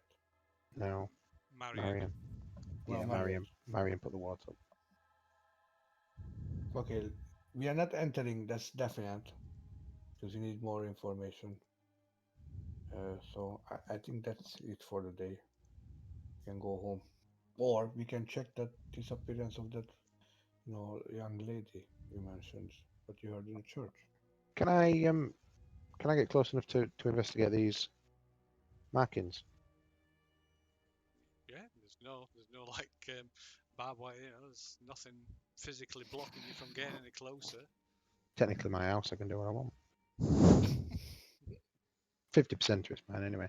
Okay, I'll recce the house and make a note of the wardens. Maybe peek in if I can see in. Okay, what's Dennis doing? Dennis is watching Solomon's back. Okay. Okay, so what is the So sorry, one more thing. Sorry, so sorry. My right hand is in my pocket, okay, in my coat pocket, right? So scratching my 45. so you're what you're doing exactly? It's the house you're going up to, is it? I'm going to in the first instance. I'm going to just do a recce of the house, investigate the house with paying particular attention to the Okay, what have been called defensive wards. right. Right. So like I say, it's a 18th century salt box design with high peaked roof and windows flanked by sagging shutters. Most of the windows are broken. The ones that are still intact are filthy and resemble frosted glass due to years of dirt and dust. Single-story structure. The roof is a little bowed, but all the shingles are intact.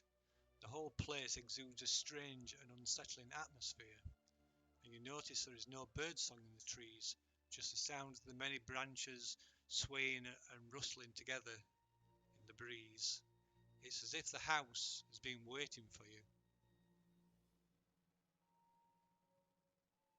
Can you make a copy of the markings into your, journal, Solomon?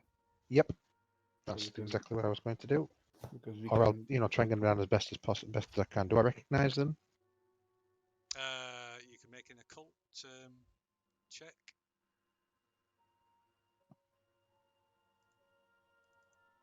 Mm.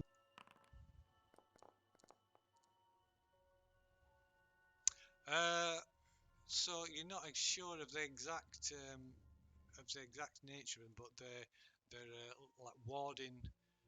You recognise the purpose of like warding and protection spells. Right. Okay. Are they similar to the ones that were on the sarcophagus? No, no, nothing's no, completely different.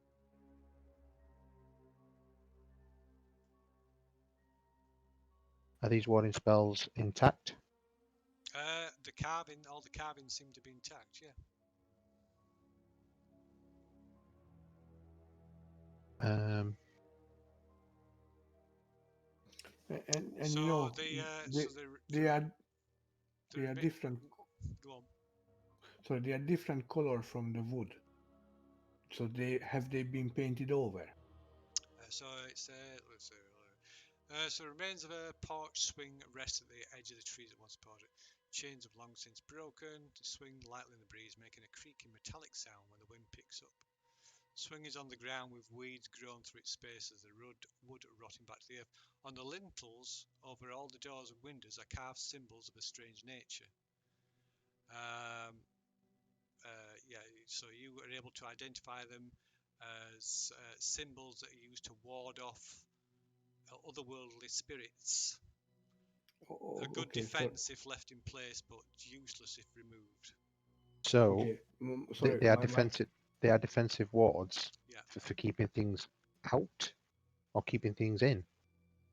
well, depends on yeah, either. If okay, they're on the outside, then sorry, my question was regarding have they been painted over? Because on the picture of the house they are different colored from the wood of the Yeah, I wall. think that was kind of just artistic license of the person who did the picture, to be honest. Okay, so no, but I was trying to find out. Yeah, I got that it's not been, No, because if it was painted 50, 60 years ago, it would fade it. But if yeah. it's not faded, that means someone is maintaining the whole. So Well, we are on to something. Someone is looking after this thing. That's what was my logic. no, but that But no. okay, okay, Disregard sure, that. sure. So there's a It's single okay. door at the front and a small oil lamp hanging from the wall beside it. Um,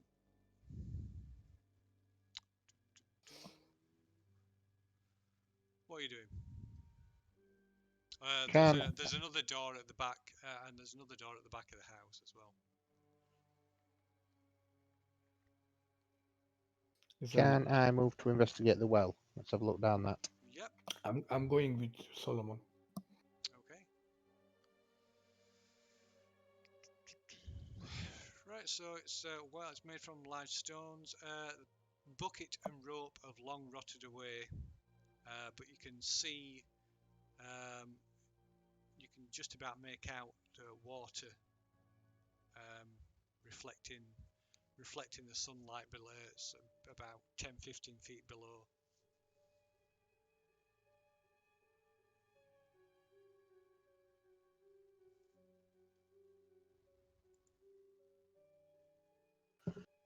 Uh,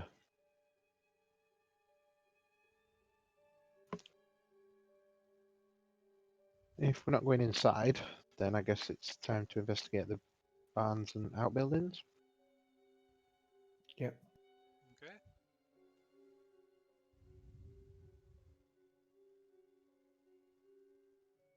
Okay. So what you doing first then? Whichever comes, whatever comes first on the path.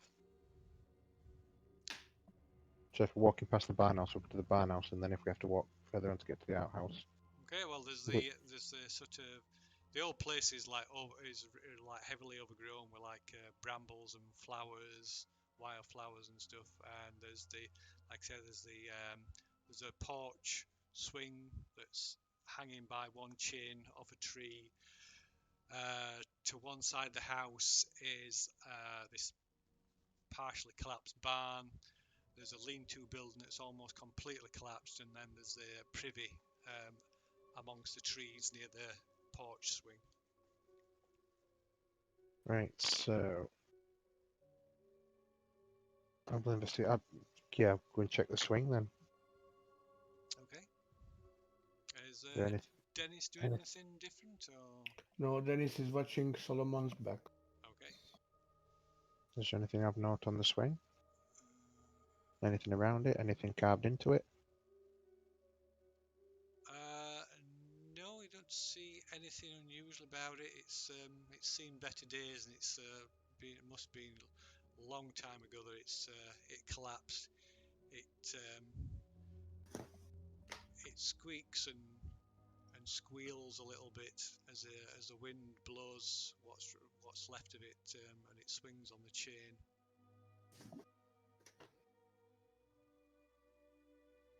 Okay, so take the trail that leads to the privy or the lean-to.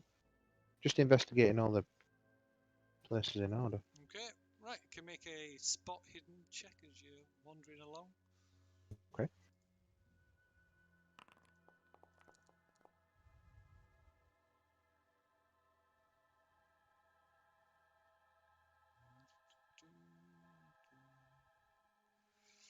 Okay, right. So uh, you notice a bad smell at first. It smells like it's like some like a dead animal or something.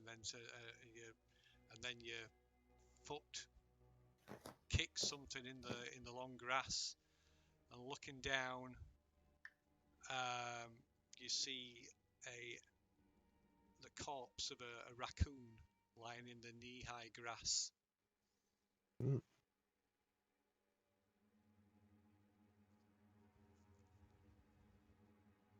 It's lying face down in the grass. Can we tell why it's died? How long's it been there? You could check it over if you want. Sure. Okay, right. So Before you touch it, sorry. I hand you over my drywear gloves. Put them on and don't touch without No, I needing to. don't, poke it with a stick. I'm not going to touch it with my hands and, swing it around Oh, your head. okay. That's fine. what I are you doing? was You just wondering. poking it, or Yeah, I'm not going to, I have no intention. I just wanted to, flip it over and see if I can see what's happened okay, to it. okay, right. So Just investigate it without, yeah, dissecting it. okay. Turn its the carcass over. The cause of death is easily determined. The animal's breast is stained with clotted blood, and a large hole has been bored into its chest.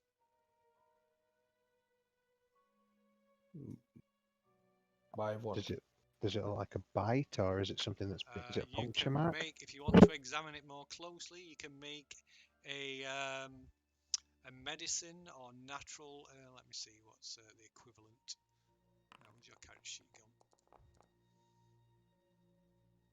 Where did it close your character sheet? So what are you making? What check are you making? Let's see. You could make a Get natural. markers. What does it suggest? A natural history, a medicine roll, or a science biology roll. So what check would you like to make? We'll go biology. Okay, you've got 1% in biology. Yeah,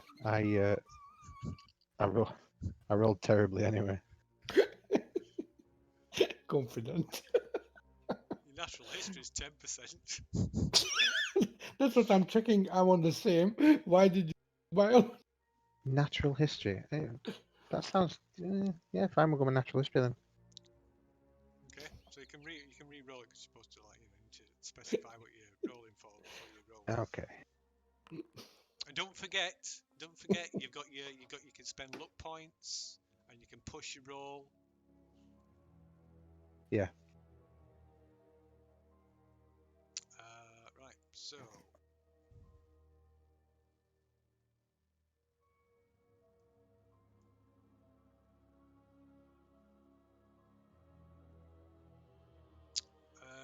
yeah, so you've no idea. No. You can of course spend luck points to turn it into a positive check, but that could be potentially very expensive. Yes. To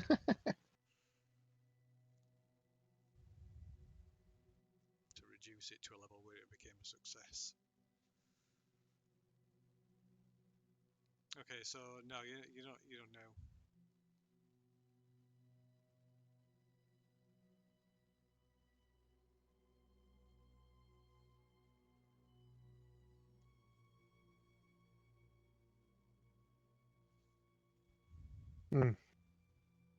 So, dead raccoon with a hole in its chest.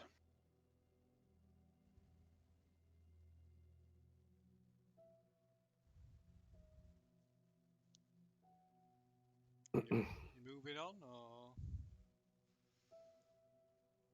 Yeah. Unless can we see anything, surrounding? Is there a trail off away from the corpse, or is it you could has it make crawled on its way there? Has it come from you can somewhere? make a Was it going tracking somewhere? roll. Do what? Sorry. A track roll? Sure. No, no, you can't. You don't. It could have just been dropped there for all you know. Yeah.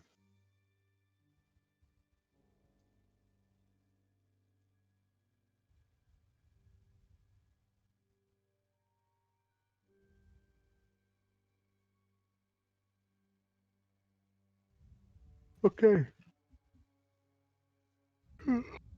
Make his way to the so we've got the privy and the barn house.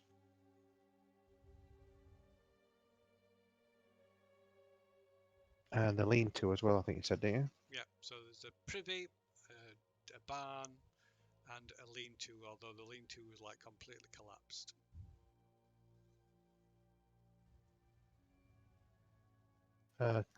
Check the privy. Okay.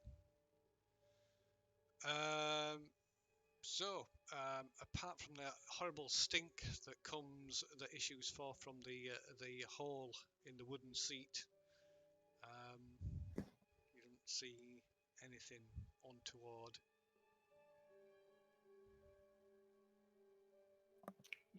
Sorry, Is it is you it mean being this is an outhouse you are saying? Yeah. And it has got smell coming from it. Yes. it's like outdoor toilet? But hang on, that means somebody has been using it recently. If it's not been used for 50 years, it would turn into compost. Or Done. Done. or we might have some dead body or dead monster inside. Think about this. If you're not using a outhouse for years, there's no smell. It's gone.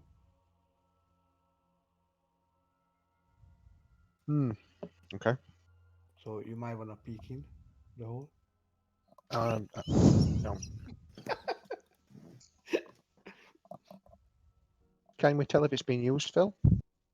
Well, it stinks. You might have to go hands-on if you want to ascertain what the smell is. I've just been poking at a dead raccoon, so I think it's cool this turn. Cool is not touching things like this. I'm so Get sorry. stuck in. Go on. Get your driving gloves on. No, no. Listen, we come back geared up properly. I will bring my crowbar and oil lamp. What would do? Why a Destroy lamp? it. Set it on fire. No. Why would we set it on fire? I don't know. What are you bringing an oil lamp for? To see in the dark. Okay, Can you see in the dark? I can't. that's a good point. I ain't got dark vision. Um, So so the I'm toilet not. might have been used recently, is what we're That's an saying. I think, but I don't know. It might be a dead body inside. It doesn't smell like no, it doesn't smell like a dead body. So it smells like poo. Yeah, it smells like a badly maintained privy. Okay. So that means it has been used recently. By who? Right then, let's approach the barn house cautiously, because if this has been used, then whoever has used it is probably not going to have been inside the house, because from what we've heard, it's not only is it haunted, we know that crazy occult stuff went on there, so we've not seen any signs of life yet. You said it was really overgrown, Phil. Can we see any signs of movement or any kind of walk paths, between the privy and somewhere else? So yeah, you can see, you can pick out paths that run in between the house and the privy and what have you. The the one the one that runs between the house and the privy seems to be quite freshly trampled. Oh, so somebody's here. Or someone has been here That's been here. recently. And use the toilet. Could be kids. Could be. We don't know. Okay, so Or could be those 6 people who, according to the journal, I mean, 5 of them are dead. They might not be dead or turned into something else, and they are still guarding this place.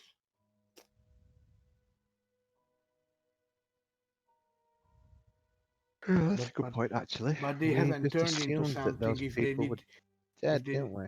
yeah, if they need to use the toilet, that means they haven't turned into some unnatural monster. What happened to Crawford and Cecil? Anyway, that's something else I will look into. Oh, guys, I'm sorry. At 11, I have to go. So can we finish around that time, please? Yeah, Yeah, sure. sure. Okay, carry on.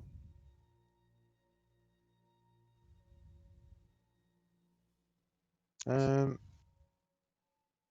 So continuing on to the barn. yes, Yes, yeah. cautiously, given this newfound people information or something information.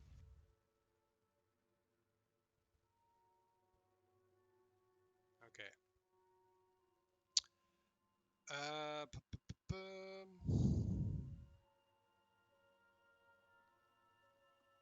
Okay, right.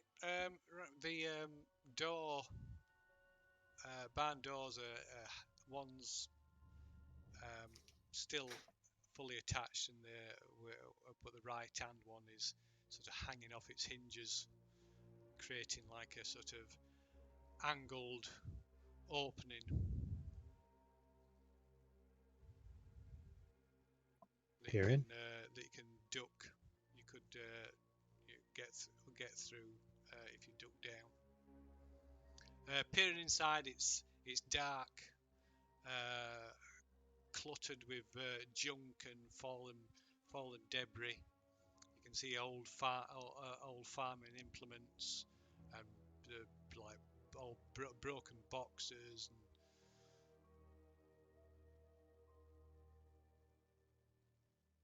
odd bits. Shafts of light cut through the light darkness. Any signs of movement? Any signs of life? Any signs of people being there? You know, like stockpiles of food or anything like It's too dark to tell. that? Okay. We could go back and get that lamp from on the front of the building. Yep.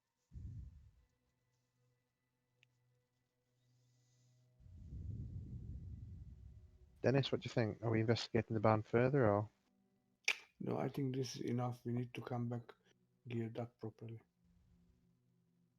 The intention was not to, you know, enter anything originally. okay? So battered. We still can, you know, ask around that missing girl. You know, in the church someone mentioned to you. Mm-hmm. I Just one mean, more thing. I just want to cast my eyes over this lean to yeah, see if we okay, can see why it's fallen over, or if there's anything okay. that was stored there. Okay, it looks Could like be of use. it's just collapsed through neglect and age, but it was obviously used um, to store firewood, and Okay. there's still piles of logs there scattered around and underneath the collapsed lean-to. Most of it looks like it looks damp and mossy. It probably need drying out before you could use it um, as firewood.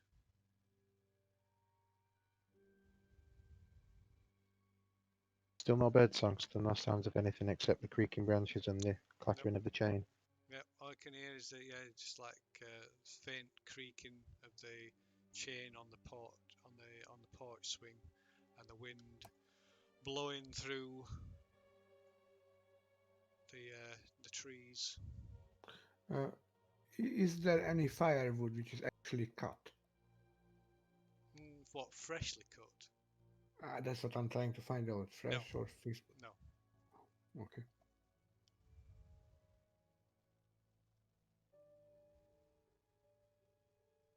no. It's like I say, it's damp a lot, and a lot of it is covered in moss and fungal growth. Okay, so decades old. Yeah, okay. All right. So, are we doing anything about that missing girl or no?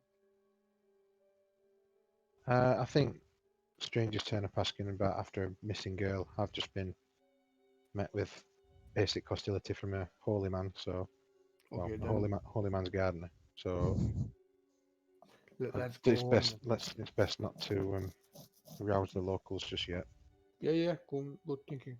So let's go home, and tomorrow morning we try to find the Doctor Is there required. anything that we could do that would, you know, I'm not saying set traps, but make it so we could see if people have actually been coming in and going, like, you know, laying down. I don't know.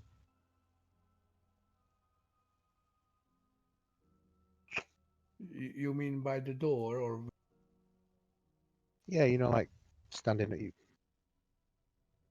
Yeah, standing like a piece of wood up next to a door or something to see if it falls over Yeah, in yeah, case yeah. somebody's opened it or something like that. We could do that. Yeah.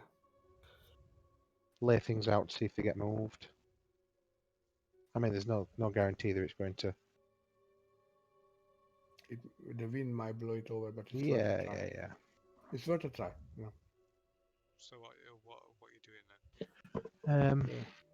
Get a couple Think. of small sticks, like finger uh, size, and lean it against the door.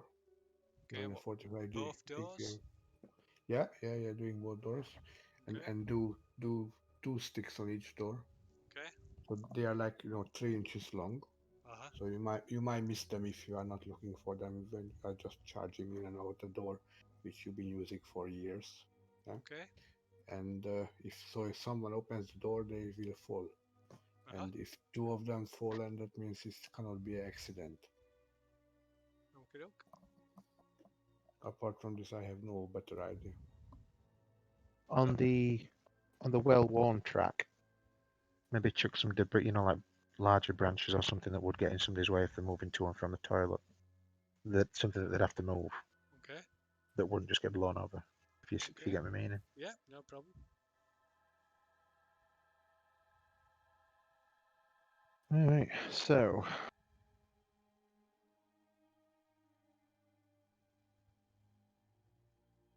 I guess what time we're on? Till midday, Sunday. So Would it be possible to? it's probably been there an hour or so. I wonder what time mass were. Uh, Church. Usually it's between 10 and 12 some time. Maybe we should go back to the church. Yes, Sunday. With it being on a Sunday, might be able to elude some more information without being too Uh, creepy. I think they would look at us as creepy because we never been here. We are standing out and we are asking things around, especially when I don't know 50 people are coming out from the church. So then basically we make our presence known to everyone because in the past you just spoke to the clerk in a church and some people might spotted you, but I wouldn't do that because you remember you said we need to not to make our presence known, like asking for the girl. We are Okay. just doing the same thing. We would do the same thing without the girl, and still, it's not a good thing to do. We should just, watch and observe what's going on if we have to come back. So I think we should go home. Okay. Is there? I suppose if this girl's gone missing, well, is there any way to pick up local papers? Is that something that would have?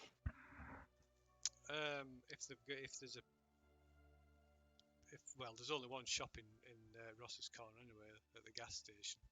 Mhm. When did she go missing? Yesterday. So they might not have a local paper. They have a paper for the city. Yeah, so Which is, Yeah. it'll not have its own paper now. yeah, so it's no point we can buy And the if she's paper. only just gone missing as well, it's not like it would have made. Even if she was some notoriety, it wouldn't have been in that paper that's in the shop. Yeah, and we can pick up that paper in town. It Mhm. doesn't have to be here. And Yeah. there was nothing on a notice board. Remember, I checked. Yeah.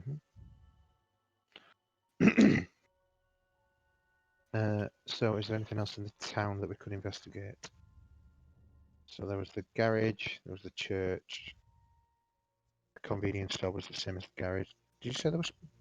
I thought I'd written down post office. No, Yeah, it's the same thing. Same thing. It's, So it's the gas. all together. Yeah. So the gas station is the post office, the general store, the milk depot. Ah, okay. It's So it's a milk everything depot. because Only no, one. you Yeah. can't run 4 or 5 separate businesses. There's no point. There's not enough interest. Mm-hmm. Like I said, there's Tony's run down. at best there's like 40, can't be more than 40 people live in Ross's Corner. Dour, unwelcoming people. They are not unwelcoming. They are normal people living here. We got told they were dour, unwelcoming people. It's a direct quote. Okay, so I think we go home. Phil, Okay, we drive home. radio. Yeah. Okay, right. So you head back down the path or the road, the track towards the car, and um, you feel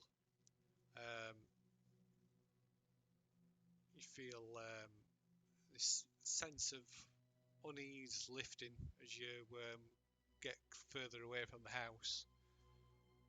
Although you can't shake the feeling of like as if somebody's eyes are boring a hole in the back of your head. I turn around. Can I see anyone? No. Okay, shrug my shoulder and keep going. Okay. Right, you get back to the car and jump in the car and turn around and drive back to Arkham. Yeah. Do we still feel like we're being watched? Not when it passes when you Okay. after you get in the car. Just like a brief sort of sensation.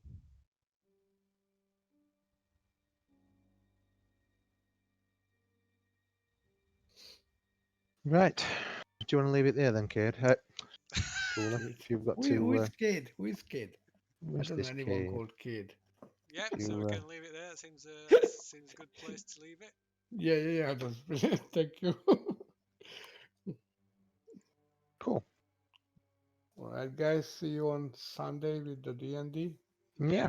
Shall do. Okay. Hope you enjoyed your first. Yeah. Two. Absolutely. I like mysteries.